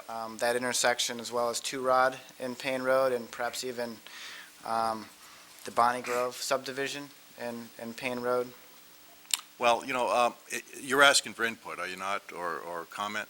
Because I've heard, I think if I asked 10 people about that proposal, I think 5 had good reasons to support it, and another 5 weren't so supportive. But in my view, I think this could be one of, and I might have it wrong, but it seems to me that we can take baby steps and employ strategic stop signs and evaluate its effectiveness and its acceptance. And if we find that, it's not working as well as we had hoped, it seems to me it would be easy to remove. Maybe I got that wrong, but I'm thinking of, a metal pole in the ground and then, take it out. I know there's probably more to be considered there, but I would like to see the town move forward on that idea, at least, if not in totality, at least a little bit, to see what it might get us. Well, certainly that concept's alive and well. In the near term, since it's a state road, at this point, they've not been receptive at all. So we can't make that decision unilaterally on a local level. Our belief is that if the 20% reduction of volume is accomplished by way of the Dunstan improvements, and we also make the parkway more attractive for those same folks to travel on. One, it may be that the quality of life is improved enough that it's not necessary. If not, I think we can make a more compelling argument because the volume is less. So the through traffic and the potential complications of four-way stops, I think will be an easier argument to make. But that's why we're really looking at this as kind of initial phase, and then there's a whole number of other strategies that we can put forward if those don't work. I certainly don't want to step on the DOT's toes, and get involved in their jurisdiction, but I read recently that Maine was looking to transfer over, if you will, roads that don't meet their standards that were once in their jurisdiction over to towns. I mean, that was, I'm not sure if this portion of Payne Road meets DOT's strict standards or not, but it seems like with the broad turn experience, it seemed that they weren't necessarily eager to transfer it over to the town, but they didn't have any issue with the town improving it either. So I'm sure that we can work well with them and meet both our goals in that regard. So as far as the Dunstan project and the Haggis phasing, I fully support that. I just hope that we are able to take advantage of the favorable bidding climate but of course, it's favorable because, money's tight. So I certainly would support everything that we can do to fund those projects to the greatest extent possible. So thank you, Dan. Councilor Alquist. I also fully support this, being on the committee and working with the town staff and committee members and former Councilor Sullivan sitting here who had a lot of input on this. I think we came a long ways from where we started. I think at the beginning it was very unnecessarily controversial because, businesses along there felt that we were trying to impact their businesses. And truly, the citizens along, the residents along the Payne Road came forward because they had safety issues and safety concerns that needed to be addressed, and that's how, we got into this whole thing. I think from where we started and where we are now, we've come a long ways, and I truly, like the town manager said, I believe this is step one, the first step, and if these traffic calming things don't work, then we certainly can ratchet up a couple notches and try something else. But I want the citizens to know that we really haven't forgotten, or we haven't overlooked, or some of you feel we haven't gone far enough to calm the traffic down on the Payne Road. But I certainly think with the no passing, I think with the island, I think all those things are really, and the signage is so important, and Harvey said some good input with those signs. It's so important that we remind people that you're going into a residential area. I think that's going to be really important. Now, the key, in my opinion, is going to be the Dunstan and the Higas Parkway Route 1 intersection, to get those developed and get those, the easier we can make Higas Parkway, the more when people come off the turnpike, they're going to zip right out to Route 1, and that's what we want them to do. And certainly Dunstan, we can move traffic a little smoother. But again, I want to thank everybody that was involved in this, certainly Dan, and put a lot of time into this. I'm not convinced that we need or want the state at this time to take over that road.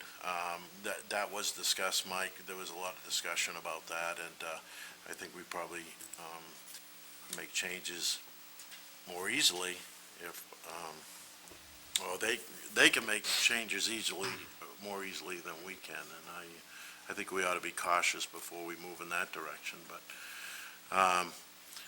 more can be done, sure, but that's a pretty full plate, and if we can get a pretty full agenda, and if we certainly can address all the issues that's in this report, and it still doesn't work, we got room to go, we got other places we can go. The funding mechanism of it, I gotta be honest with you, it's a lot cheaper than I thought it was gonna be, and I appreciate the fact that the federal money is there, and state money, so are we gonna have to put a little bit into this? I think so, but when we get done, I think we're gonna have a really good product, and I think traffic will flow smoothly, going out to Route 1, Higas Parkway, that turning lane going southbound has needed to be fixed for a long time. The big trucks just can't make that corner, and that's one of the things came out of this committee, is maybe we can address that, and that is addressed in your report. It is. Dan, and this is a big part of it, so I think that in itself is going to help a great deal, get trucks down on Route 1. So again, thank everybody who had their input on this, and I hope you all support it. It's come a long ways, and it's been a lot of time, but it's a good product, I believe. Anyone else would like to make any comments? Oh, Councilor Holbrook, I'm sorry, I looked the other way just too quickly. Just some feedback from me, if you will. I know that's kind of one of the things you were looking for tonight. I love the no passing zone. I think that's great. I think the signage ideas, again, are great. Give people, another view. I'm not a fan of roundabouts. So that's just my personal kind of preference. And I kind of wonder about the landscaped islands. I know we're looking at this for the character, but honestly, I think if a motorist driving down the road doesn't realize they're changing neighborhoods by the houses on both sides of the roads, that an island's really gonna affect that. And I actually just had one question. Have we at all thought or looked into the difference between, I know you're talking about maybe some stop signs, but has there been anything about maybe possibly traffic lights at that intersection on Payne Road where Scotto Hill and Beach Ridge meets? as far as whether that might be, more beneficial, or? There hasn't been discussion about traffic signal there. There was a wide range of ideas as to how to reconfigure the intersection to discourage various movements, use of various roads, particularly Payne Road, and also to make it a safer intersection. That's where there was discussion about a mini roundabout as an idea.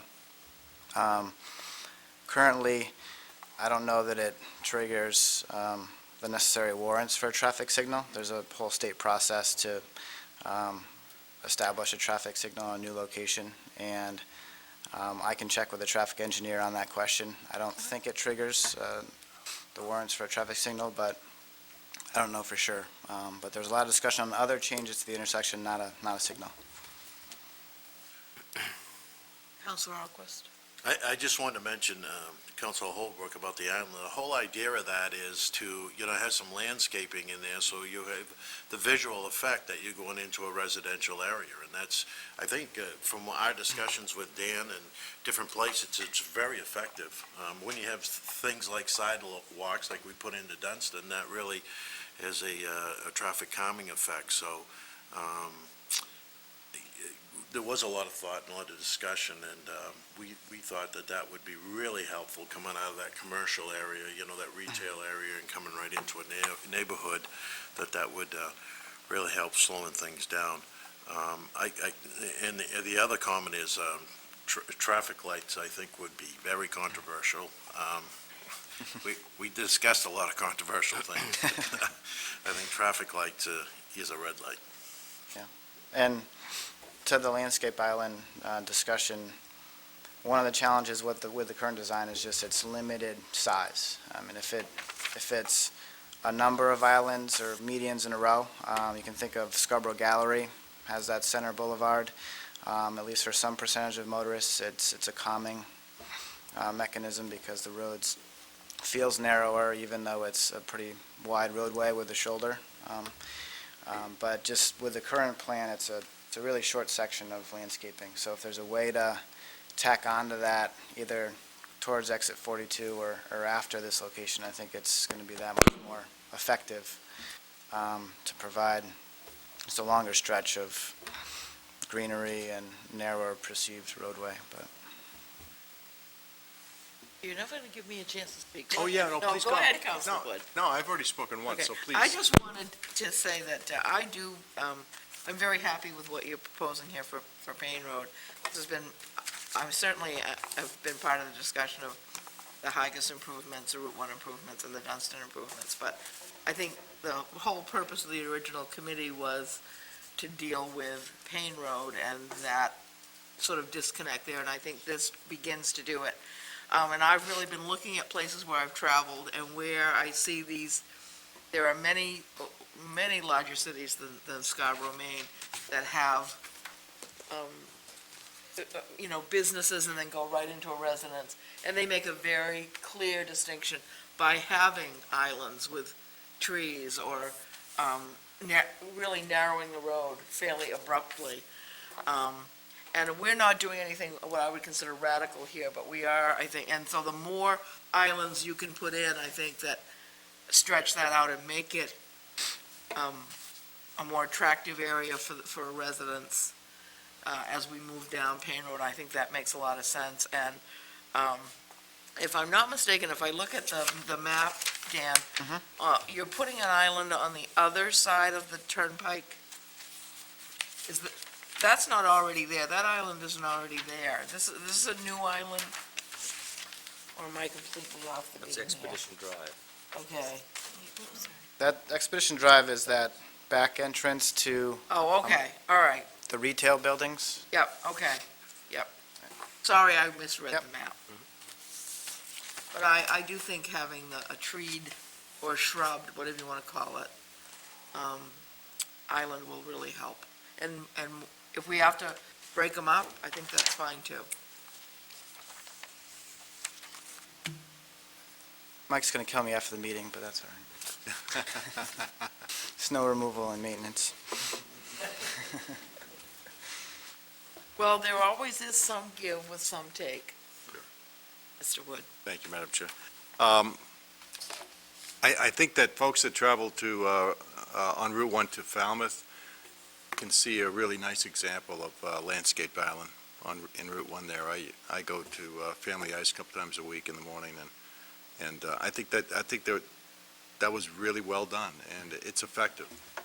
You know, it kind of just calms you down. It just kind of relaxes you a little bit. And I know they have some large medians to work with, not just, but I would ask that you just look at the actual median between the two pieces of pavement, not where Route 1's kind of gets really wide, where it's littered with political signs, you know? That big, not that, it's almost a common. Yeah. But before that, they did a nice, and it looks fairly thin. Is that mine? I guess. It looks You fit. are. We're gonna blame you.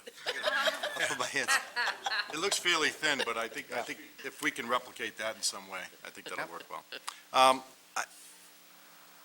I didn't, you wanted to comment on the signs, maybe?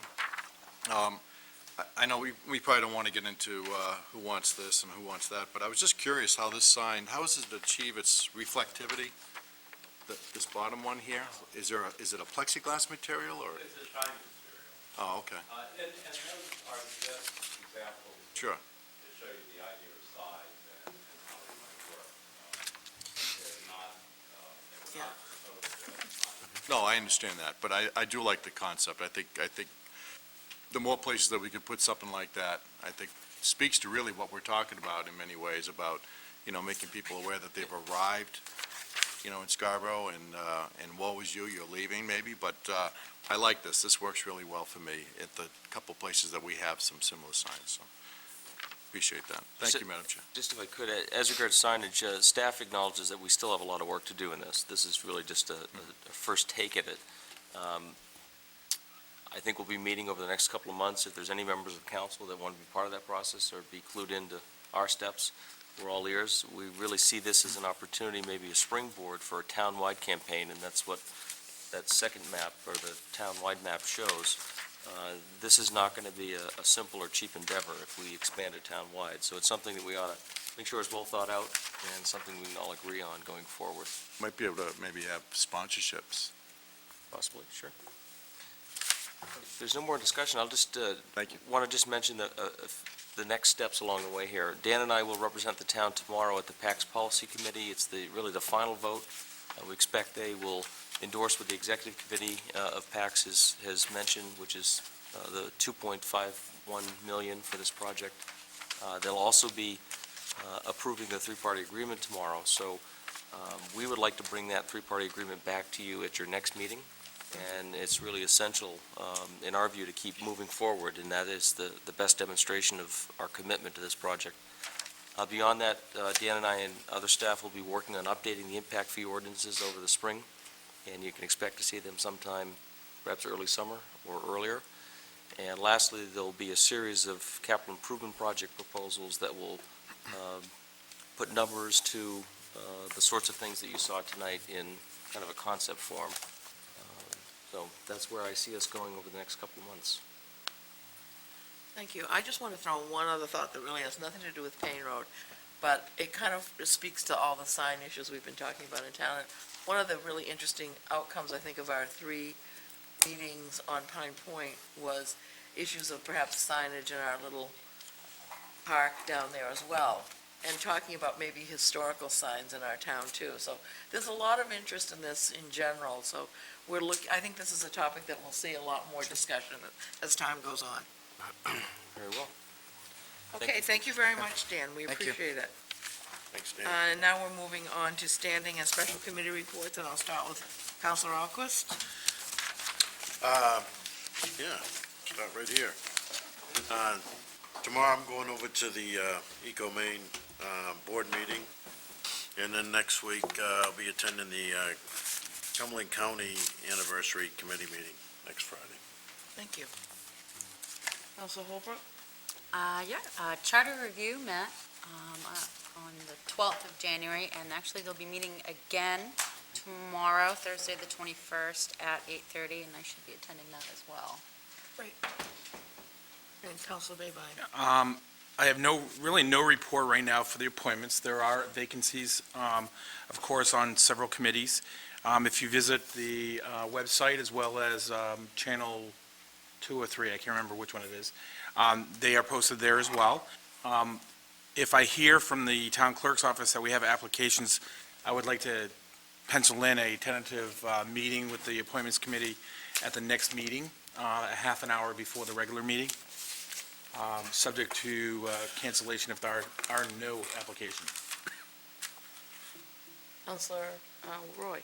Yeah, the WOW Advisory Board met on Monday. Lots of ideas and thoughts for increasing revenues with the senior WOW group things, and I think they've got some good ideas. That will be helpful. Also, at the last meeting, I think I said, the WOW groups do lots of things, and they're going on a trip to Sicily this spring. Well, they went last spring, so just in case anybody's looking for that trip to Sicily, it already happened. Yeah. And the town didn't pay for that. And the town didn't pay for that, no. The Energy Committee is continuing to work on the report, and we have a workshop with the council scheduled prior to, on the 25th. No, 7th. 7th. Next Wednesday. Next Wednesday, okay. And we'll be meeting Monday just to finalize that report. And then I did meet with Tom relative to the Finance Committee, looking at, what the dates needed to be in order to accomplish the budget and prior to the time, to the end of June, et cetera. And we've tentatively scheduled three Finance Committee meetings, and he's going to finalize that tomorrow and get that out to everybody. And then we have a reserve date that, in case we needed a fourth meeting. We're looking right now at a first reading on the budget, April 7th, the public hearing on the 28th, second reading on May 5th, with a school validation vote having to be 14 days within that, so that May 11th for that. But that will come out to you tomorrow. Tom will get that out to everybody tomorrow. When was your meetings again, Finance? The Finance Committee, 25th, March 25th, April 1st, and April 15th. That's your next meeting, March 25th? Budget-related, there may be Budget-related, others. Oh, Yep. I'll talk to you. Yep. You'll get that full. Okay, and Counsel DeAndrea. Oh, no, Counselor Wood, I'm sorry. You were just talking my She has voice, something so more you had already given your report. Trying to save time, she was. That's right. I'm trying to move it right along. Yeah, that was a good move on your Mike. part. Board of Trustees of the Library is meeting tomorrow night, and that's all. Thank you. The Conservation Commission met and had a really lively and wonderful discussion about potential upcoming projects that they want to be working on in addition to the vernal pool study. So they're working with Jay from the Planning Department to prioritize some of those projects, and we'll let you know how that goes. In addition, the Ordinance Committee has a full plate, of which we got some new stuff put on it tonight, so I'll be looking forward to working on those with the rest of the committee. And our next meeting is February the 11th at 4:30. Are you not meeting in January? We're not meeting the January 20, Oops, sorry. January 26th. That is correct. January 26th. You jumped a month. I jumped a She month. tried that once before, didn't she? I like the sound of that. Okay, thank you all. Town Manager's report. Yes, I'll be very, very brief. I had advised the council last week, I had the pleasure of attending the Land for Maine Futures Board meeting, I guess it was early last week, Tuesday, and they took final action, and the Higgins Beach parking lot project has been funded in the amount of $632,145. So really, that is a key part of this funding going forward. At the same time, I have initiated our local Parks and Land Conservation Board, which is the board tasked with evaluating properties for use of our local land bond monies and making recommendations to you for the same. That process is still underway, and frankly, I just await their final report. So this is all coming together quite nicely, and I would predict in the next couple of months, assuming the council sees fit to, in fact, approve the use of local bond monies to provide our local match, we could close this deal within 2 months. I will mention as an aside, staff has been working really independently trying to figure out how we could lay out the parking lot, trying to consider some of the operational challenges. As was mentioned, one of the unique features of this beach is that there's year-round interest. So how do you manage that from a staff point of view? How do you maintain it through the winter? What sort of amenities might you provide? That's going to be an interesting and rich process. I suspect members of the Higgins Beach community will be actively involved, and I'll encourage that. One thing that may slow us down a bit is that there is an existing lease to that lot. The owner of the Higgins Beach Inn has one more year left on a 5-year lease, and it appears we'll have to respect that. We can't unilaterally back out of it. As I think more about it, that's probably good. That will give us time to work through our process, to work with the residents to find out what the best path forward is. So I just mentioned that. That's certainly great news, and that's something you'll hear more about in the very near future. Councilor Arquist mentioned Eco Maine. Every year they have something called the Eco Maine Excellence Awards. And in fact, Broadturn Farm last year was the overall winner. And I've put the message out to staff for interested applications or proposals, if you will. If the council's interested, in fact, I will send out what the announcement about these programs. By all means, if you have any good ideas, we'd love to submit something and, again, get Scarborough recognized. Eastern Trail, there's been a lot of interest, some of it funded through some of the federal stimulus money, but in terms of Scarborough, as many of you are aware, we have a real critical missing link. South Portland has a fully developed trail system from Bug Light all the way to the Scarborough line. The crossing over the Nonsuch is the big missing link in the system. And there are vast improvements to the south of us being made into Biddeford and down as far into Kennebunk. We had been invited through a congressional federal earmark process to submit proposals. Dan and Bruce Gullifer put together a kind of a thumbnail proposal, and there's still a lot more work to be done, but it's $1 million request, and the folks at PAX have, to our delight and somewhat surprise, have wholeheartedly got behind this. They see the overall regional interest and impact of a project of this scope. So stay tuned. There's a lot of work to be done, but at least everyone's pulling for this project. Is that for the old train bridge, basically? Yes, it would be. Yeah. We're finding that that might be the least of our problems. Once we get it across the water, then we have to navigate through some private property, get somehow either over active rail tracks through the Ridgeview Yard, or somehow work our way down Pleasant Hill Road. So there's some other challenges that need to be considered, but it's a real critical link to be able to have continuous improved access from Bug Light as far down as Kennebunk would be a wonderful thing, and that's certainly within reach. So there's no truth to the rumor that the lack of putting a bridge was just to keep people from South Portland out? No. I can't speak to that. I didn't think so, but I just want to make sure. Can't speak to that. And just lastly, as was mentioned by Councilor Roy, next Wednesday, there's a workshop of council at which you'll have a presentation from the Energy Committee and their report. We'll have a light dinner, probably pizza, if that will serve everyone's taste. And then we'll move into a goal-setting session. I will send out some general, not instructions, but suggestions of how we can conduct that process to be fair and open but efficient at the same time. I've also asked staff to put together their department goals, and I'll have those and send them out to you by the end of the week, so at least you have a sense of what staff is thinking, and that might get you an idea that it's something that the council would endorse, and certainly we'd love to hear the council endorse some of staff's goals. That might mean we can get things done. That's at 5:30, by the way. 5:30, Yes, it is. that's I beg your correct. pardon. And I know Councilor Babine's made this request. I will have an update or a report, if you will, an assessment of how council did with its goals last year. That might be a good place to start. So, thank you for your time. Thank you very much. And now, after we've all talked about this stuff, it comes down to council member comments. So why don't I start at the other end tonight with Council DeAndrea? Hello. Just readjusting my calendar again.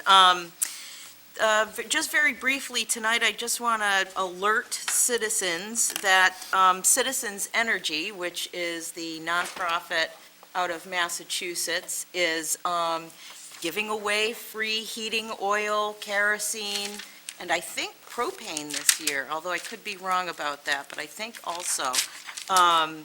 They just opened the program up either yesterday or the day before, and I would encourage people who would like to make an application, and this is for low-income and moderate-income people, to receive 100 free gallons of heating oil, to contact Citizens Energy during the regular business day from 9 to 5 at the following phone number, 877-563-4645, and I'll say that one more time, 877-563-4645.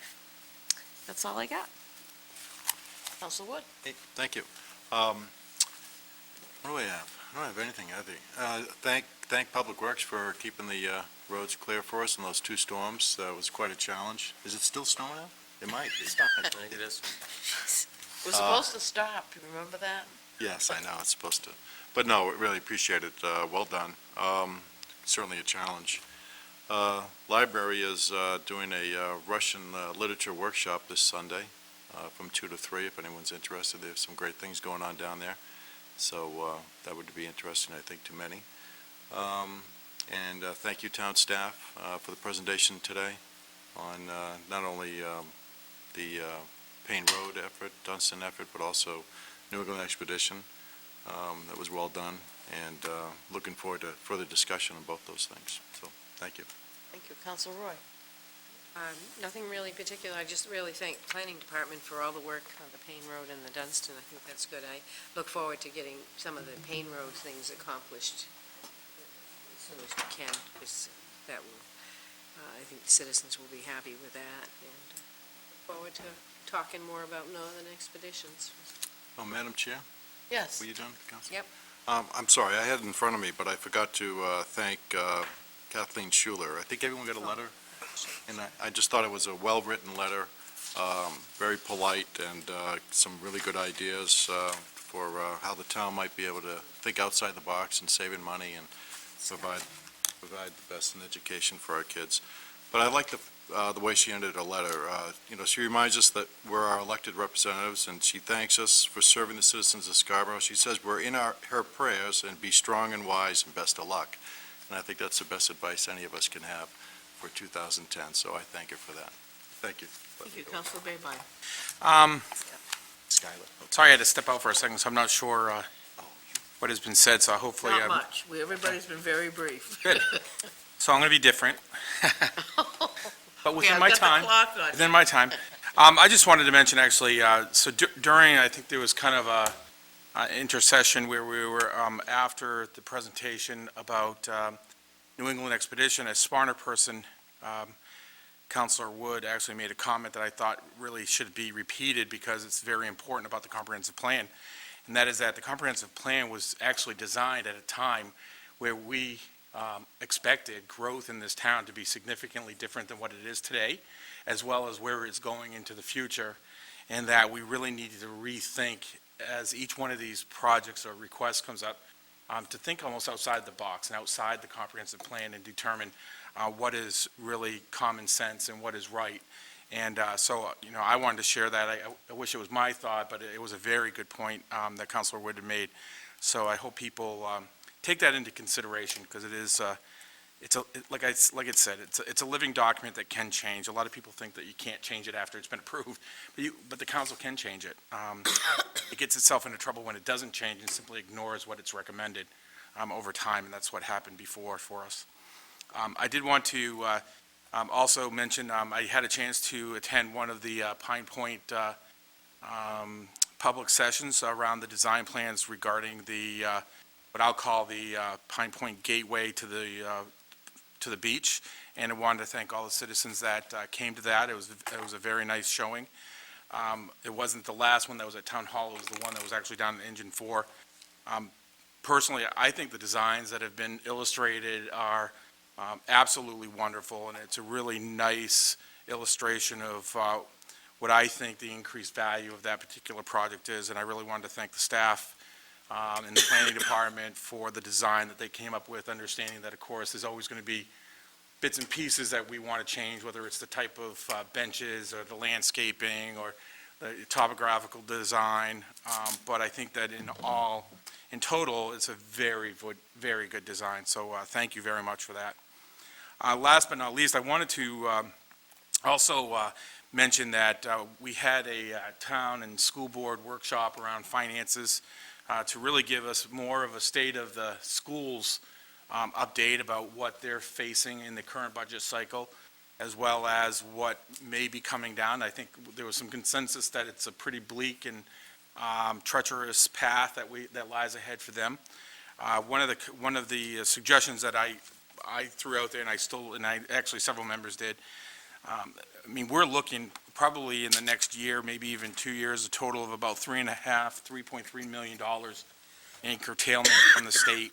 I had a chance to calculate the impact that if we did not re-engineer or somehow reshape how we deliver educational services, that impact, in essence, triples the current tax rate. And so if you're paying $2,000 for your average house, or whatever it might be, simply times that by 3, and that's what you would be paying if we funded that completely by the tax rate. And we would have to do it in a very quick time, it shocks a lot of people. I mean, this would shock, I can't imagine it not shocking anybody at all. It would shock literally every citizen.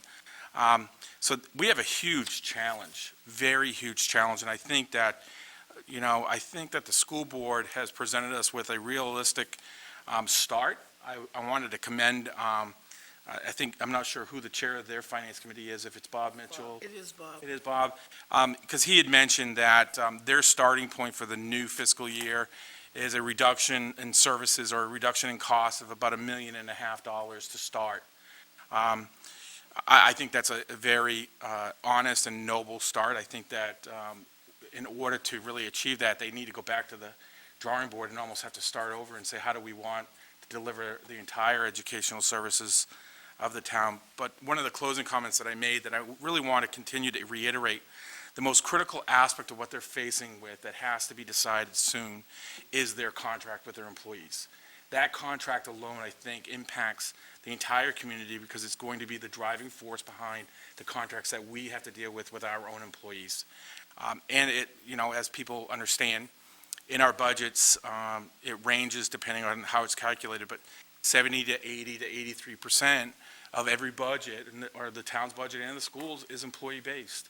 Whether it's step increases, compensation increases, healthcare costs, all of those factors that are part of contractual negotiations is impacted.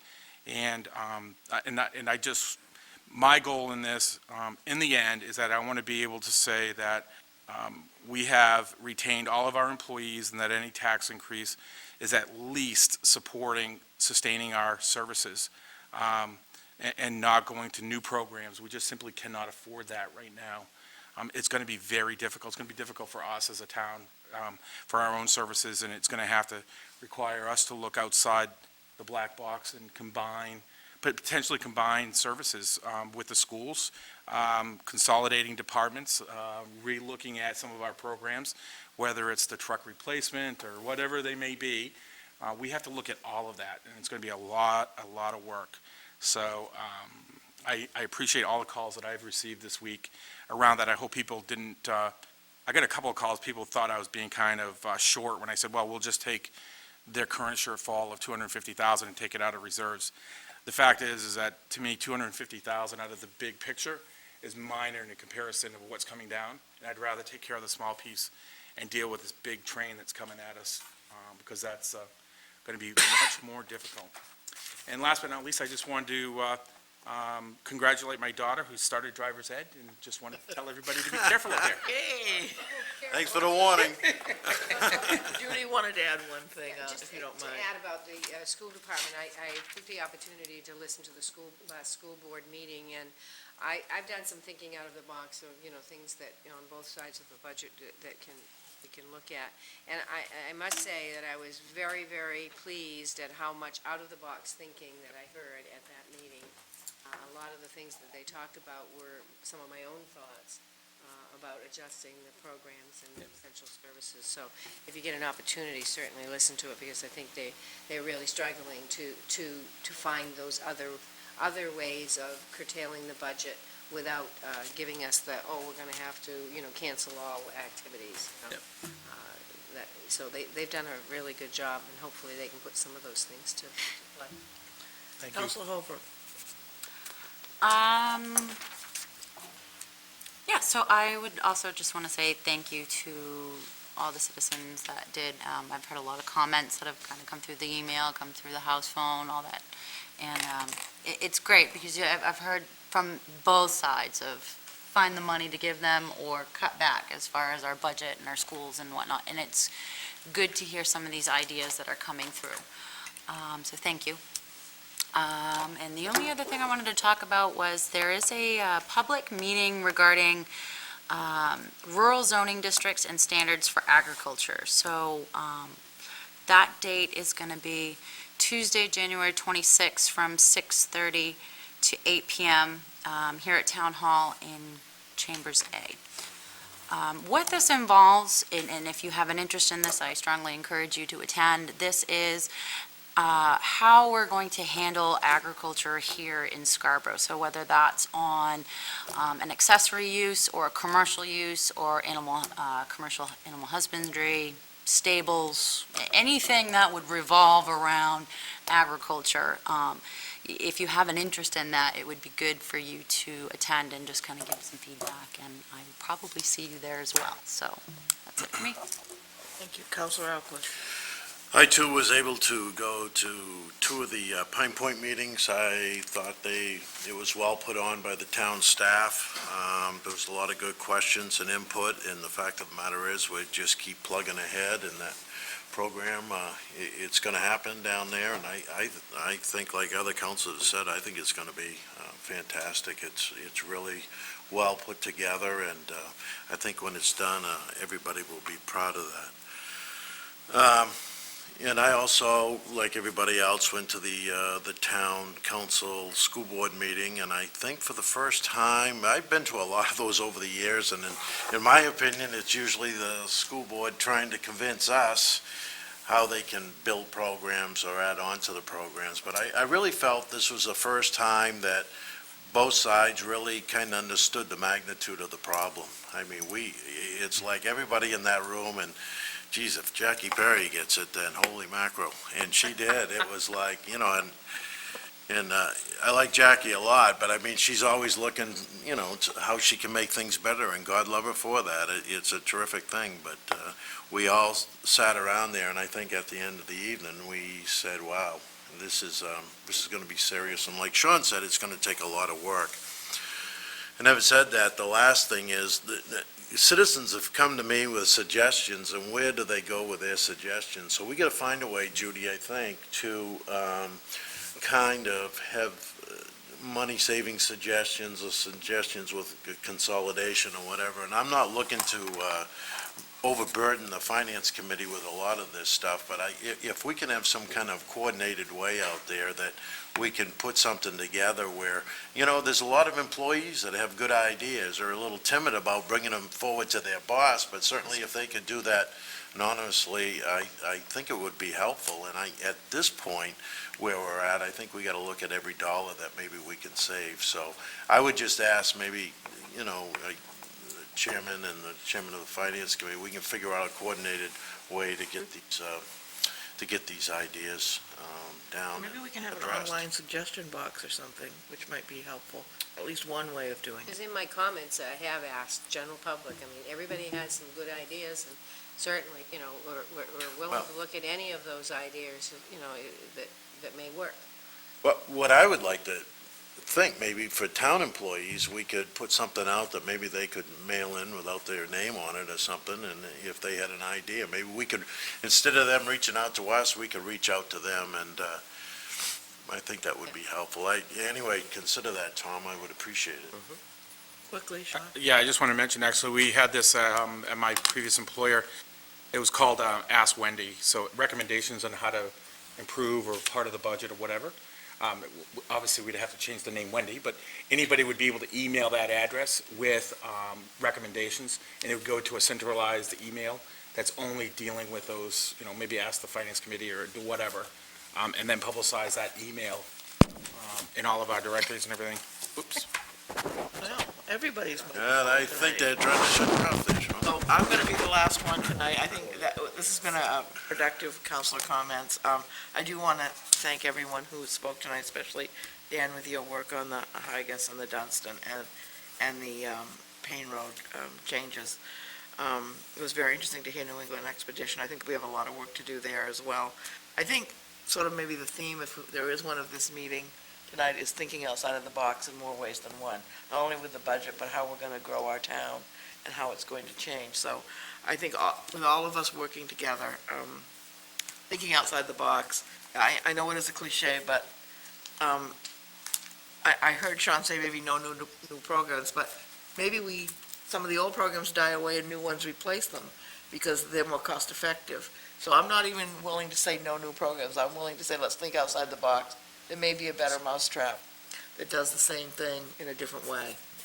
And we really need to be looking at all of those. I think more than ever, we're in this together. And with that, I am going to adjourn the meeting. Move If I to have a adjourn. motion. Second. Thank you. All those in favor? We're adjourned. Thanks, go with this big, thick.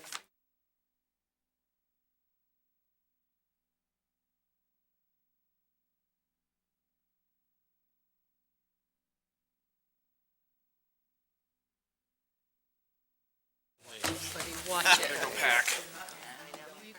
I'm going to Western New Yes, York. I do, I just received.